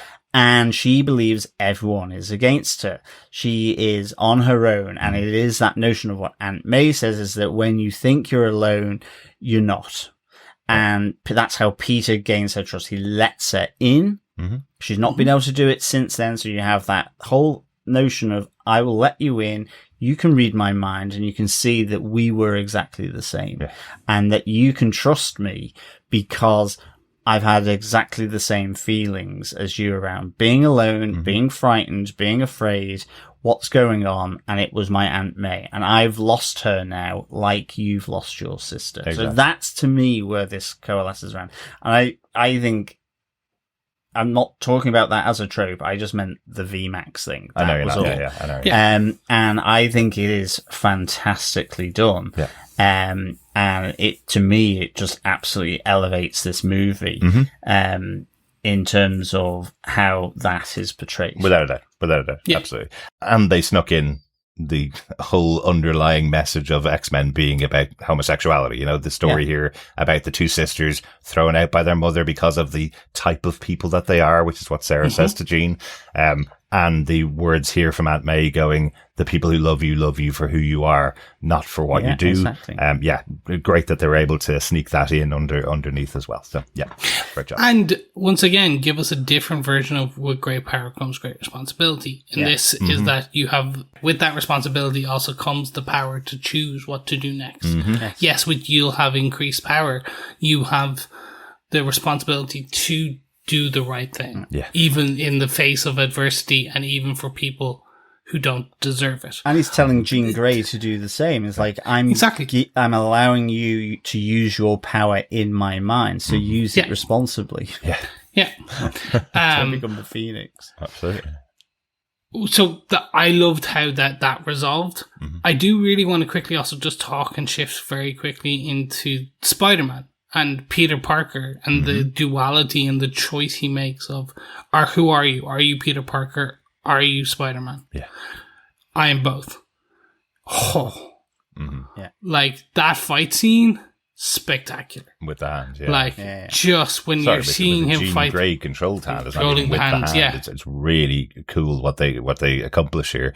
It must have been so interesting for the choreographers to set that up on set. How cool was it having 5 characters moving like one? It's incredibly cool. Like that. Running on the back of the other to get up to Spider-Man as he is like spidering on the wall. And I enjoyed this upgrade. They did upgrade Spider-Man here. They've increased his agility, his spider sense, his web shooters, him becoming and accepting this additional piece. Just seeing him move. I know they So I've seen some people go, yeah, they just basically did a Matrix Neo moment. And I'm like, If it well, works, yeah, it works. they did. There's a reason it works. Like him looking slow-mo bullet time. It just was... I've used spectacular, I've used sensational, I've used amazing, I've used all the idioms that you connect to Spider-Man. But that's why I go to Spider-Man films. That moment where you see Peter Parker against all odds rise up. Yeah. You see in the very first Homecoming where he is trapped under the rubble and the water is pouring and he cries and he pushes himself. This is that same moment. This is the overcoming adversity, and against all odds, you are able to mentally overcome and physically overcome. Yeah. And this, getting from that moment up into that Jean Grey Professor X moment where you talked about, where he has to then kind of stop Jean from going that step too far. It has to be the bigger brother. He has to be the father figure. You know, again, this version of Peter Parker came into the universe with the father figure of Iron Man, the father figure of Tony Stark. Yeah. And he's lost everything now, and now he's grown. It's finally a story of Spider-Man, as we said earlier on, rather than Spider-Boy, you know. He is now in the world.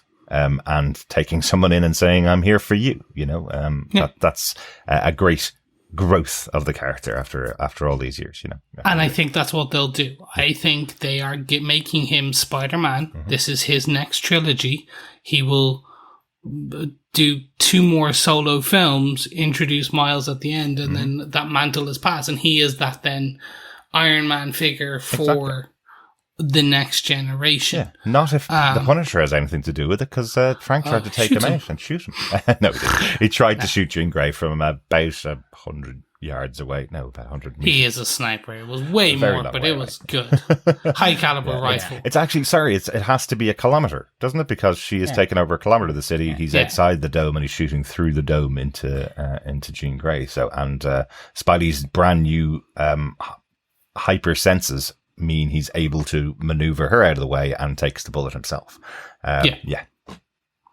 And nice, fantastic. We see absolutely. We also see this Sadie Sink, why she got paid and why she is the actress she is. This moment where she is in with Aunt May, and then directly after, kind of calling to Peter, helping Peter. I think this is really well done. Yeah.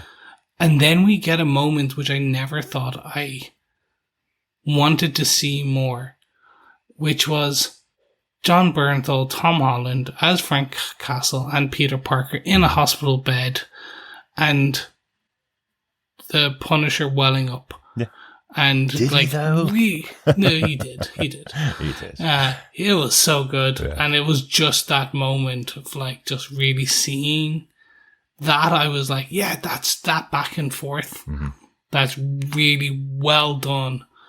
And probably why I think this, one of the writing style of this film is potentially my most preferred, which is it relies on a lot of 1 or 2 piece, maximum 3 kind of back and forth narratives discussions. Because you have, like, be it like the Peter Parker and Bruce Banner, be it MJ and Ned, be it Peter and Ned, be it Peter and Jean. Like, it's all one-on-ones, very much one-on-one, one-on-twos. It's a very talky movie in comparison to some of the other Spidey movies, you know. This is one of those moments, and it's made so much money now, so they obviously made the right choice anyway. Yes. But it's one of those moments that you go, was, say, Burger King right to go, we'll hand out Spidey mugs to 8-year-olds who are buying their Happy Meals, whatever. I know I've mixed up loads of stuff there, so I'm not going to get sued by anybody. But effectively, were they right to say this is the thing for 8-year-olds? Because I know the 8-10-year-olds that were in my audience were groaning halfway through this movie. They were bored completely by this, at least the first hour of this movie before the action kicked in. This is a very talky movie. It's a more grown up version of Spider-Man than we've seen. Yeah. And it's one of those, as I say, one of those moments where you go, should they be here? It's like when Batman Begins was, had stuff going on in McDonald's. You go, did kids really want to go and see Christopher Nolan's Batman trilogy? Probably not. But comic book can also deliver great stories, and I think this is what this does. But I think it might be different things, but I mean, I think kids can handle a lot more. I mean, as I say, Jurassic Park back in the day when I went when I went to see that as a relatively late teen, there were loads of young people in there who were then crying and petrified on the opening scene. Yeah. Like, you could argue it wasn't for them. I think. But then they turned into, I think they can take loads of it. I mean, whether it's with the Scorpion, whether it's that initial action sequence around the tank, there's loads of stuff, and they can tune in and tune out. They won't necessarily get the whole X-Men and the idea of binary choices or whatever, or, you know, the ability to be more than one thing. Although, just a quick story about that, when myself and John went to see it the second time, there was a kid behind us who must have been about 6 years old. His first time seeing the movie as well was with his mom. But when the old woman is in the tank and the tank is opened, when the old woman's in there, the 6-year-old behind us went, "That's Jean Grey pretending to be somebody else," because he's obviously read it on the internet or seen it on a YouTube video. So it's like, God, I hope John didn't hear that, because that spoils the whole reveal later on in the movie. But anyway, we do get a great Spider-Man moment where Peter Parker John turned around and smacked the kid in the cinema. Luckily, I didn't hear him, so I was like blissfully unaware of this tragedy. Right. But we do get a great Spider-Man moment when Peter Parker goes outside to see the whole city has rallied behind him. He gets to see the adulation that his heroing has done. So he again feels like he's not alone in the city full of millions of people who are there to rally around him and help him out. And we get a great Frank Castle moment, who's pretending to be Peter Parker or Spider-Man with Spider-Man masks on. And as we cut inside, we hear the now trademark John Bernthal, and he's pretending to be Spider-Man, which is great fun. I thought that was fun. Yeah. And then, look, to wrap this all up, MJ and Peter and Ned share a moment before the finale. So we do get this lovely image and drawing of Peter with his mask off and Ned building Legos. That is drawn by MJ. Quick Easter egg, that was actually drawn by Tom Holland's brother. Oh, very good. As a nice piece. Just that was fun Easter egg there. So then there is the kind of final pieces where there is Ned and Peter and where we leave off with the rest of the characters. So let's try and jump in and kind of close that off. So Punisher is out punishing again. He leaves the hospital. Peter is out taking his time to recuperate and letting the Wolf and the cops handle what they can handle. Yeah, absolutely. And he does know the names of the Wolf's kids. Yeah. Which is a nice, fun piece. Absolutely. I like that as well. Like he said at the start, he's just a volunteer. The police take care of all the actual police work. He just helps out when he needs to help out. Like when a tank is going through the city, he's very strong, so he can stop that. Yeah, you don't need to bring the army down to do that. Spidey can do that. That's cool.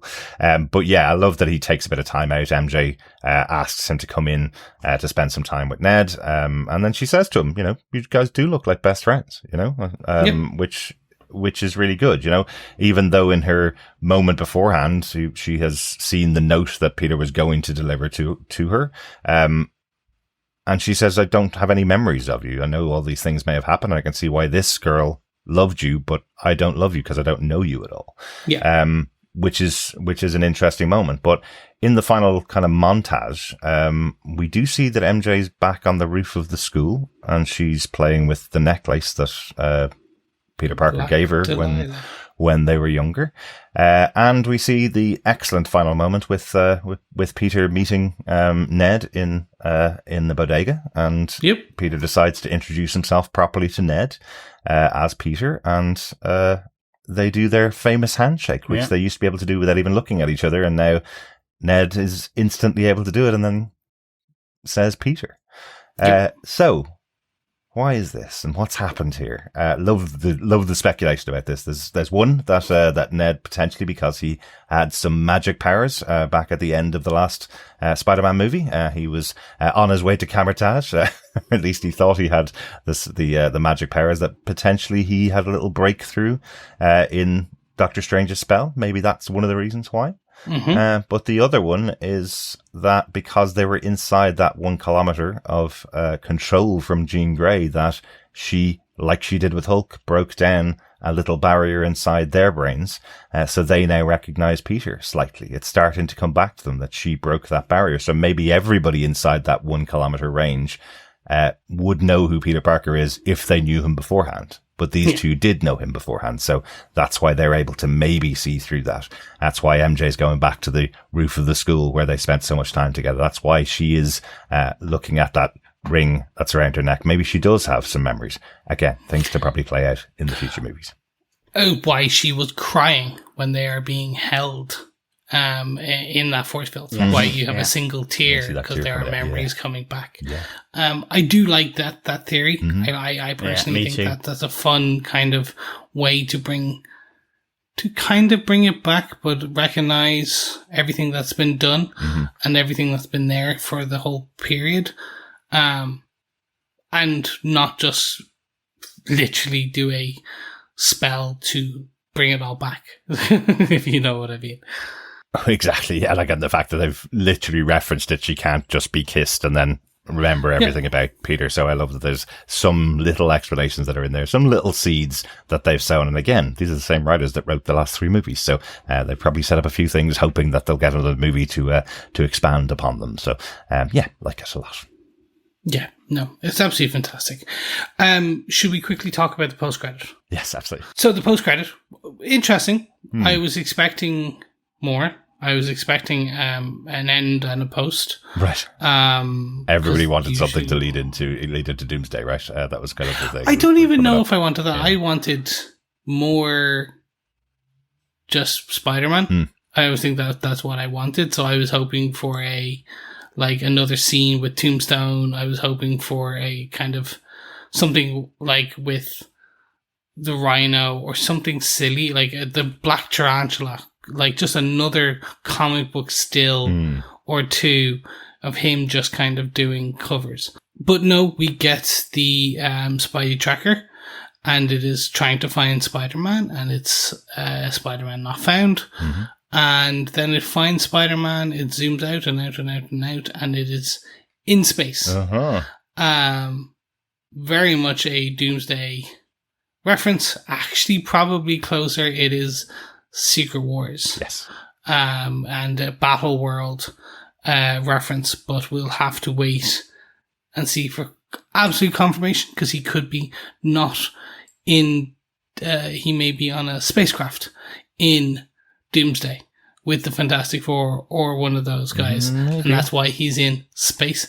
But I think it's more likely Battle World than Secret Wars. Yeah, I think the way the tracking app indicates that Spider-Man's no longer in New York, can't be found in the US, isn't on Earth, and then he does reappear in space. I think that is for Secret Wars. I think he's just disappeared. He's been plucked from Earth and ended off in some region of space, which is exactly what happened in the original Secret Wars. Probably the biggest comic book for Spider-Man back then in the 80s. He was the biggest character. He ended off with his black suit from Secret Wars. So, it's massive for the character of Spider-Man to be in that.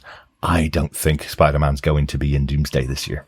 I think they're going to skip over him. He is small potatoes. He's dealing with the return of his friends, potentially. He's dealing with the smaller things that are happening. I think we're going to be skipping Spider-Man this year, and seeing him again next year in Secret Wars.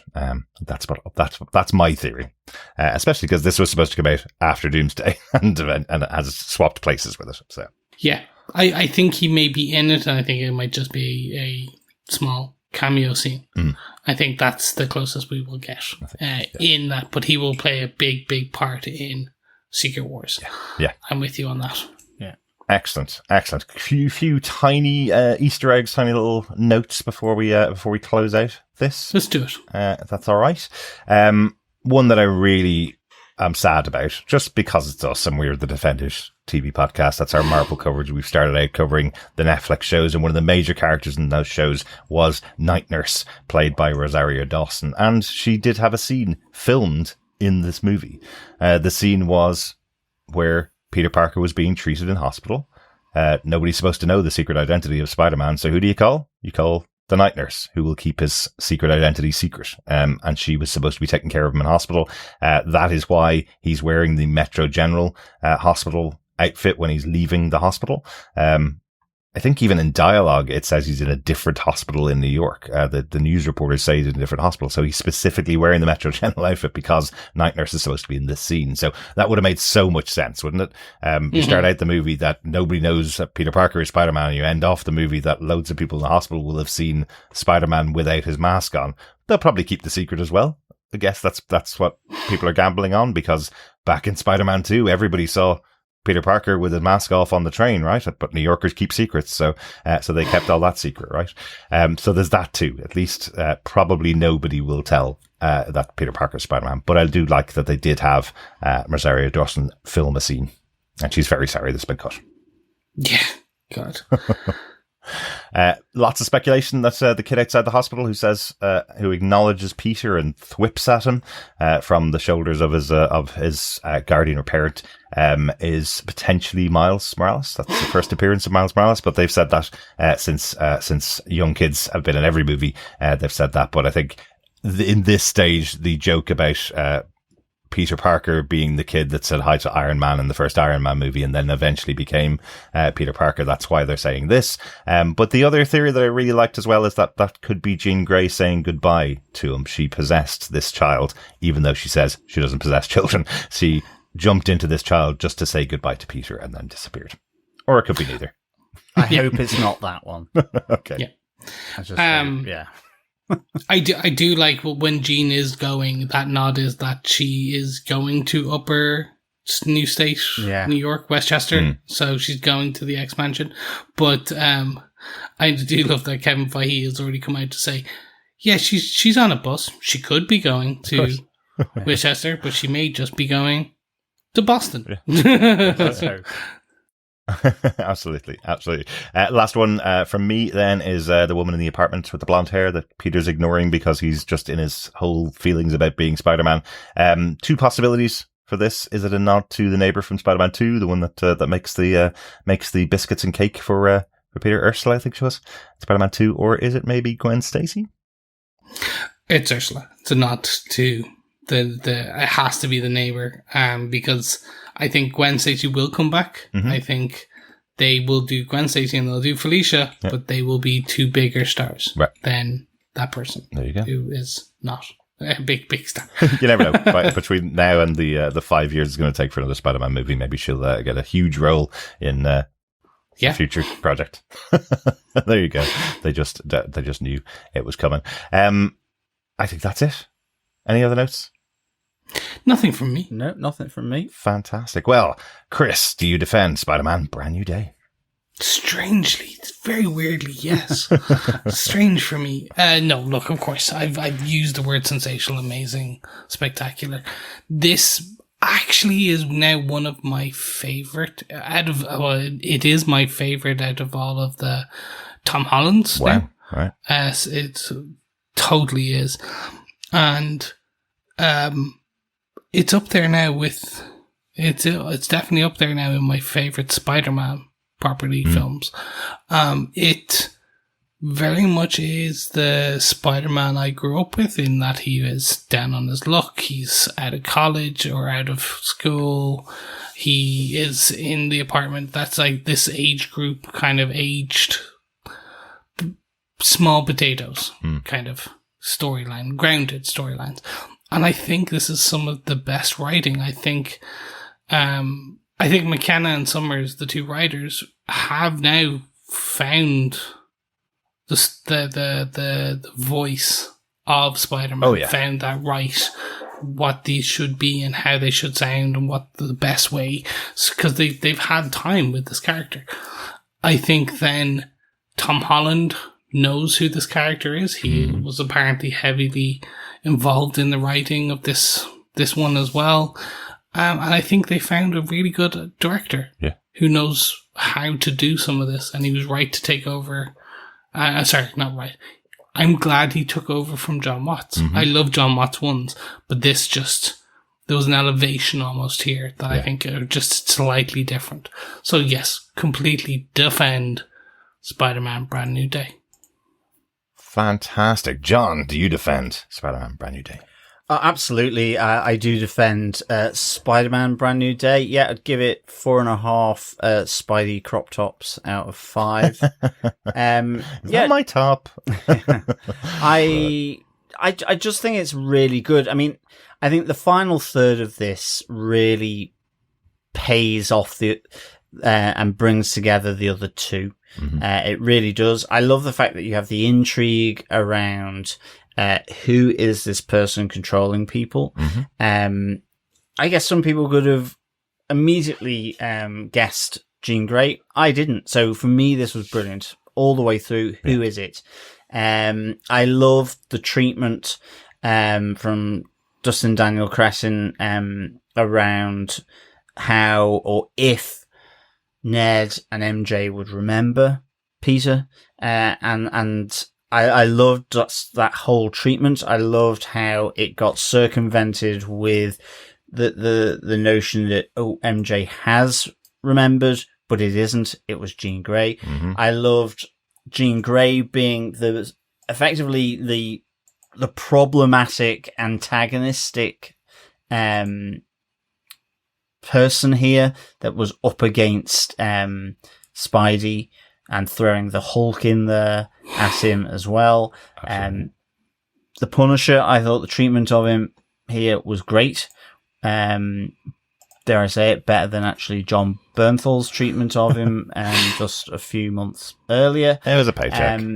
It was, but it doesn't need to, because we don't have Wonder Man because of that paycheck. I love the speculation from Punisher fans, apparently the ones that don't like that he's been PG-fied, is that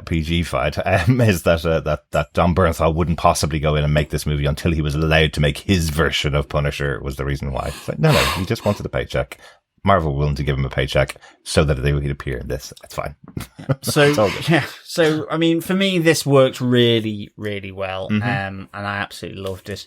So yeah, really up there. I think, as Chris said, I think I wouldn't necessarily say I would. I think it is better, but it almost feels slightly a bit like Harry Potter.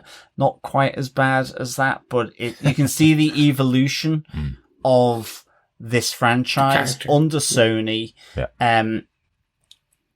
with, at least consulting the mothership with Marvel Studios. But I think you see the evolution of that. I think it's important then that you've got this consistency in the writing. This has just made me love Destin Daniel Cretin even more as a director. Tom Holland is great in this. So yeah, for me, 4.5 Spidey crop tops out of 5 for me. Derek, do you defend this movie, Spider-Man Brand New Day? Absolutely, yep. Totally defend it. 3 for 3 for us, 3 for 3 for Destin Daniel Cretin. I can't wait to see what he does next. He made one of my favourite Marvel movies beforehand with Shang-Chi. Now he's back with Spider-Man, making one of my favourite Spider-Man movies, and made Wonder Man, which was brilliant. I'd love to see how he continued that with Wonder Man 2. That's not going to happen, but we're going to see Shang-Chi 2, which at least he's got that, and that's going to be really exciting to see. And the best thing, because you guys have talked about everything else, in your sum up, but the best thing about this movie making over $1 billion in just 4 days is that Sony have confirmed there are no plans to make any more Spider-Verse live action movies. There are no plans to make any sequels to the already terrible Spider-Verse movies, but they will have Spider-Man back. We will have Tom Holland back as Spider-Man in the future. They've realized their mistake in making Morbius and making Madam Web and making the Venom movies, all those terrible, terrible movies. So at least that's one brilliant saving grace. They know there's another $1 billion and another Tom Holland Spider-Man movie in the future. Yes. So, well done, Sony, for finally realizing it after all these years. You can't make comic book movies. You're terrible at them. Have Marvel involved. Can. They clearly can. I mean, I think I agree with you, but I do think Venom should be equally on par here. They just didn't make the right creative decisions. That's what I mean. I think they're realizing they can't make the right creative decisions without a little bit of help and guidance from Marvel Studios. That's what the big realization has been this week. Hang on a second, we've been throwing money at properties that were not given the correct guidance, and we were not given the correct overview of, and they're not making money. So we're going to stop production on all of those things. So yes, great stuff. Thank you so much for joining us for our overall chat about Spider-Man Brand New Day. We do have some feedback in from our wonderful fellow defenders as well. First up, we got a message in from Mathematician over on Facebook. He says, loved it. A couple of things I didn't love so much first. Not sure using Aunt May to give the motivational speech to bring Jean back down to earth was the right choice. I would have preferred MJ or even Frank to do it. Second, maybe as I was with primary school aged kids and would have appreciated it more if I couldn't sense them getting a little bored, but the movie had a fabulous third act and it came to a successful end for Spidey, but it then felt like it had a fourth act which flashed back to show you a bit of an origin for Jean Grey and what happened to her sister. The kids started to switch off at that point, thinking it was about to end with the surprisingly wholesome team up of Frank and Peter, seeing off the danger of a 2015 strength level Hulk who returned as a mind control villain, but it still had at least half an hour to go at that point, less action filled with more backstory. But back to the good stuff from the movie. Parker best hope that Damage Control or Val don't get their hands on his inhibitor tech. Imagine Sentry being 100% under the control of Valentina's OXE. The first 2 hours were amazing, with a really funny cameo from Yelena. The fabulous Zendaya is a highly rated actress, but still underrated in my opinion. Drama, comedy, the lot. She has taken Ned's role as primary sidekick, but that's sound because she is so engaging in the role. Her and Holland have a chemistry that shows how much they get along in their real lives together. I think my 9-year-old has his first crush. The Punisher had to be dumbed down for the film, yes, but they even showed how aware they were by having Spidey web his mouth shut as he was about to curse. Brought a big laugh out of the adults in the audience. The fights were epic, particularly the battles versus the Hand, but all the action was top notch. I agree with Derek about it being smaller but also bigger. I watched it in 3D and would recommend it, as there's plenty of action scenes that are enhanced by feeling in the middle of it all. Great return for the MCU, waiting too long for this. On to Doomsday in December, via first finding out what Vision has been up to. 4.5 slices of Little Caesars Webberoni pizza out of 5 for me. Boss, worthy of any MCU phase. Excellent, Mathematician. Thank you so much, Mathematician. And yes, I am so... The Little Caesars Webberoni pizzas, we don't have it over here in Ireland, but it was a bit of obvious product placement. Absolutely. Because all the pizzas were with Little Caesars, and there was a Spider-Man box for the Webberoni pizza. Obviously, because Little Caesars in the MCUs do also sponsor and have Webberoni pizza. Of course. So, interesting.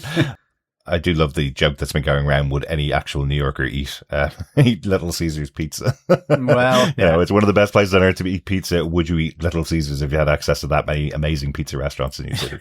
Absolutely. And I think, Mathematician, to maybe partially answer your question about bringing Jean back down to earth, I think Frank did try. It was just with a massive sniper rifle, with a bullet, that's what he does, rather than talkie.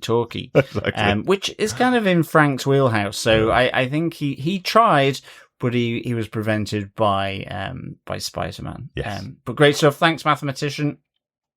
We also got some feedback from Russell Hooper, who said, I just watched it. Very good. And then he jokingly added, that Wolverine cameo was unexpected. Well done.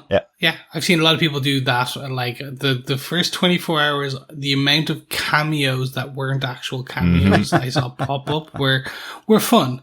Yeah, it was fun. Absolutely. But no, the Wolverine cameo you're thinking of, Russell, is on PS5 next month. There you go. And we also have some feedback from Salim Ikizler, who said, I may have missed something. What happened to Smart Hulk? Why does he need an inhibitor? This, you didn't miss anything. This, I don't think they fully explained. I think it might be explained that it's in one of the novelizations or something. I heard that essentially he wants to be Bruce Banner again, not Smart Hulk. Yeah. And he's afraid of additional mutations from the gamma rays, so he has created this inhibitor gauntlet, so he can just be that Professor Banner. Yeah. But I think that's what I've heard. I think again, he's whether just, that's true or not. I think he's just jealous of his cousin who can control whether she's She-Hulk or not. Yeah. And he's like, okay, I guess I'll use science to control that I will not be Hulk. Because it's always been the story of Bruce Banner that he wants to get rid of the Hulk. That's always been there. And in the MCU, because he hasn't had a movie and can't have his own movie, that has kind of gone away. He just is the Hulk when he needs to be the Hulk or when they need to use him. But I think that backstory of him wanted to get rid of the Hulk once and for all, and he's finally found a scientific way to do it, makes a lot of sense in this movie. So, yeah, great stuff. Thanks, Salim. Yeah, thanks, Salim. We got an email through from Coffee and Vodka who says, "Greetings, fellow inhibited defenders. Welcome home. Gave it a day to lose the new movie scent. A lot of good. Pete, MJ, and Ned's situation was handled very well. Mm-hmm. It made perfect sense for her to Gamora Peter, and the ending re-meet and handshake greet was promisingly sweet. All Spider-Man aspects were perfectly executed from costume to attitude to effects. The addition of Captain DeWolf is a nice Easter egg, and Jean Grey a foreshadowing gift. Banner's role, while necessary for the whole inhibitor subplot, was a bit unsatisfying, but the only really negative aspect of the film was the Punisher. It turns out PG, public-pleasing Punisher is even less palatable than One Last Kill's self-pitying Punisher. And like Doctor Strange before him, he was only there to shoehorn in plot points. All told, however, a decent summer blockbuster. 3.5 ropey wrist holes, dropped X's, rapidly referenced rogues, and hot neighbor callbacks out of 5. Peace and take care. Coffee and Vodka. Fantastic, Coffee Vodka. I do know that our take on the Punisher, at least mine and John's take on the Punisher One Last Kill, is very different to a lot of other people's take on it. So, I think we're probably on opposite sides of whether Bernthal was better here or better in One Last Kill. Yes. Yeah, well, yes, certainly. But I also think Coffee and Vodka probably didn't like him there either. No. Okay. Probably, yes. It's even less. It's just this was even less palatable.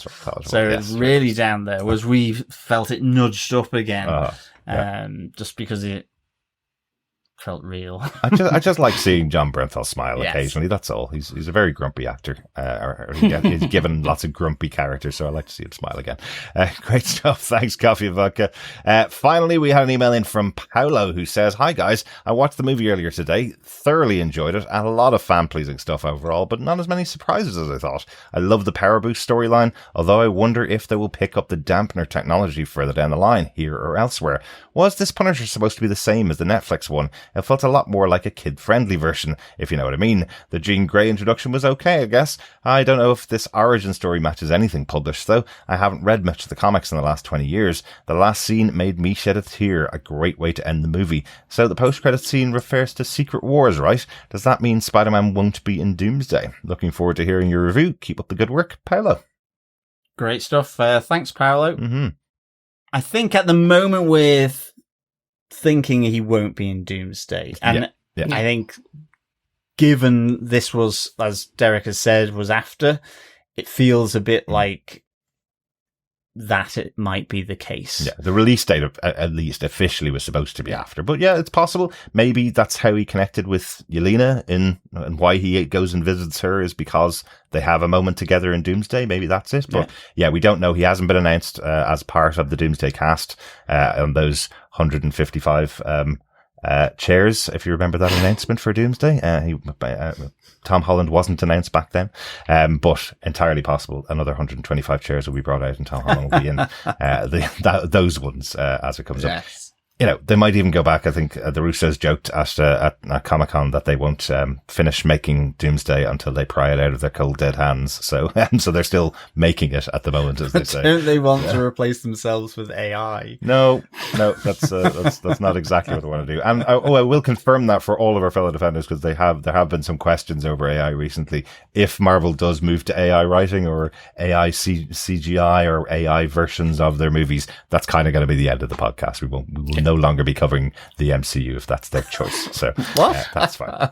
We don't worry. We don't think that will happen. Well, no, over in Europe, they would have to have "this is AI generated" flash up in the corner because of the at all new, times. Yeah, and then it would go, and this is AI slop. Exactly.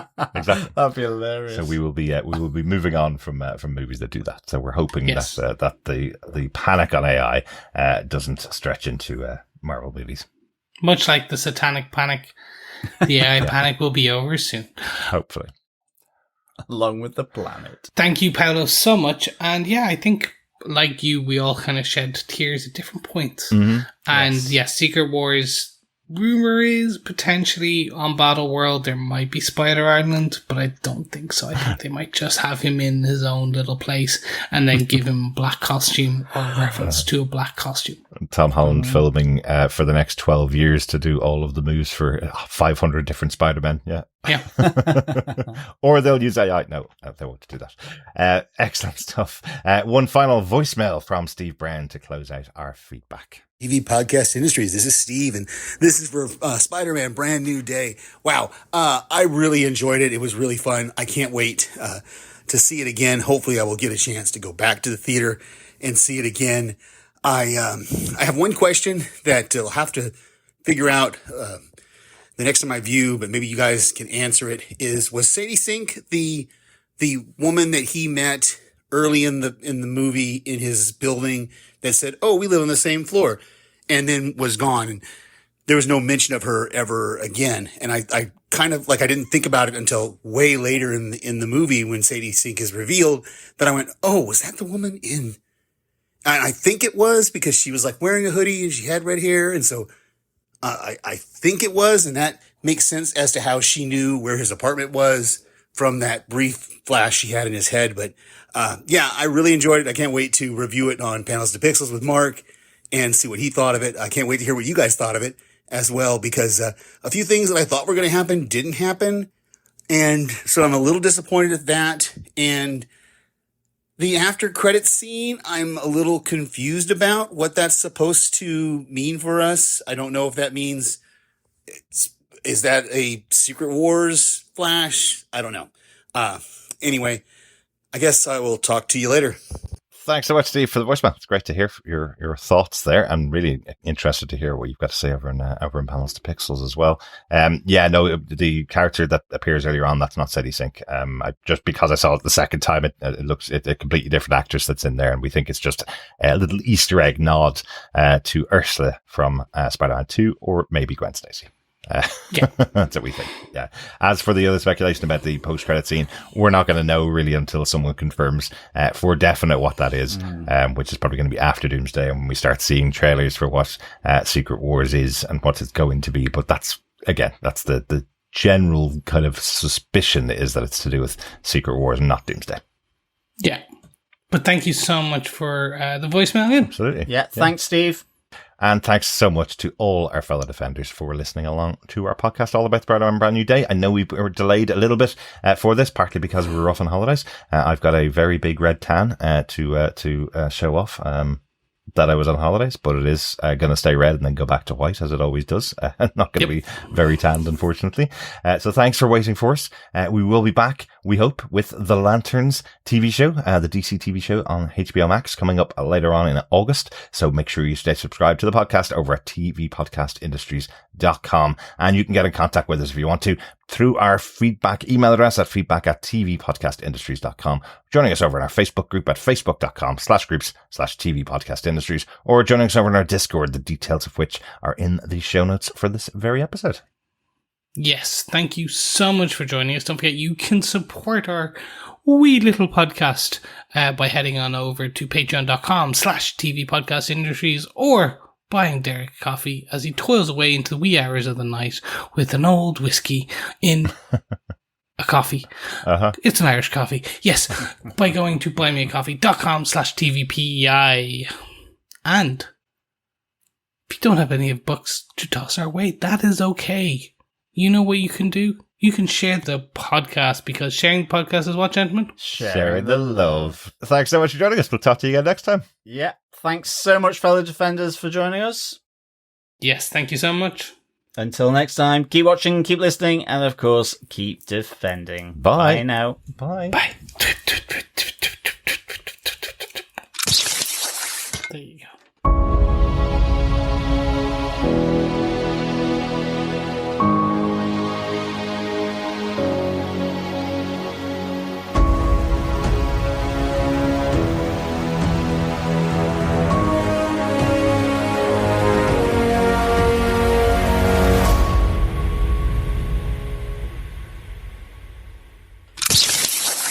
Peter finds a confused woman and something much stranger, an unseen entity that jumps from body to body inside the Department of Damage Control, eventually freeing Mac Gargan, aka the Scorpion. Mac Gargan. Oh, it is Mac Gargan. Yeah, his first name is Mac. Yeah. Eventually freeing Mac Gargan, aka the Scorpion. What's up? Peter returns to his anonymous life until he runs into Ned at a local bodega. At a local bodega. This time, Peter introduces himself. Like, you can hear it goes inside his helmet, and you see inside, you see the ground rushing. Just because you'll kill yourself if we call it a helmet, it's a mask. We go inside his mask, and you see through his eyes and partially of his eyes. Weird camera choice, but it worked really well. Yeah. Eventually being allowed in by the consent of Peter Parker into his mind, because he's the only one she can't penetrate mentally. I knew you were going to do that. So as soon as I said penetrate, I was like, oh gee, I'm going to have to mentally. Physically, emotionally. She's seen his small potatoes. Small potatoes and penetrates. She's the only one. He's the only one that she's not been able to get inside his head.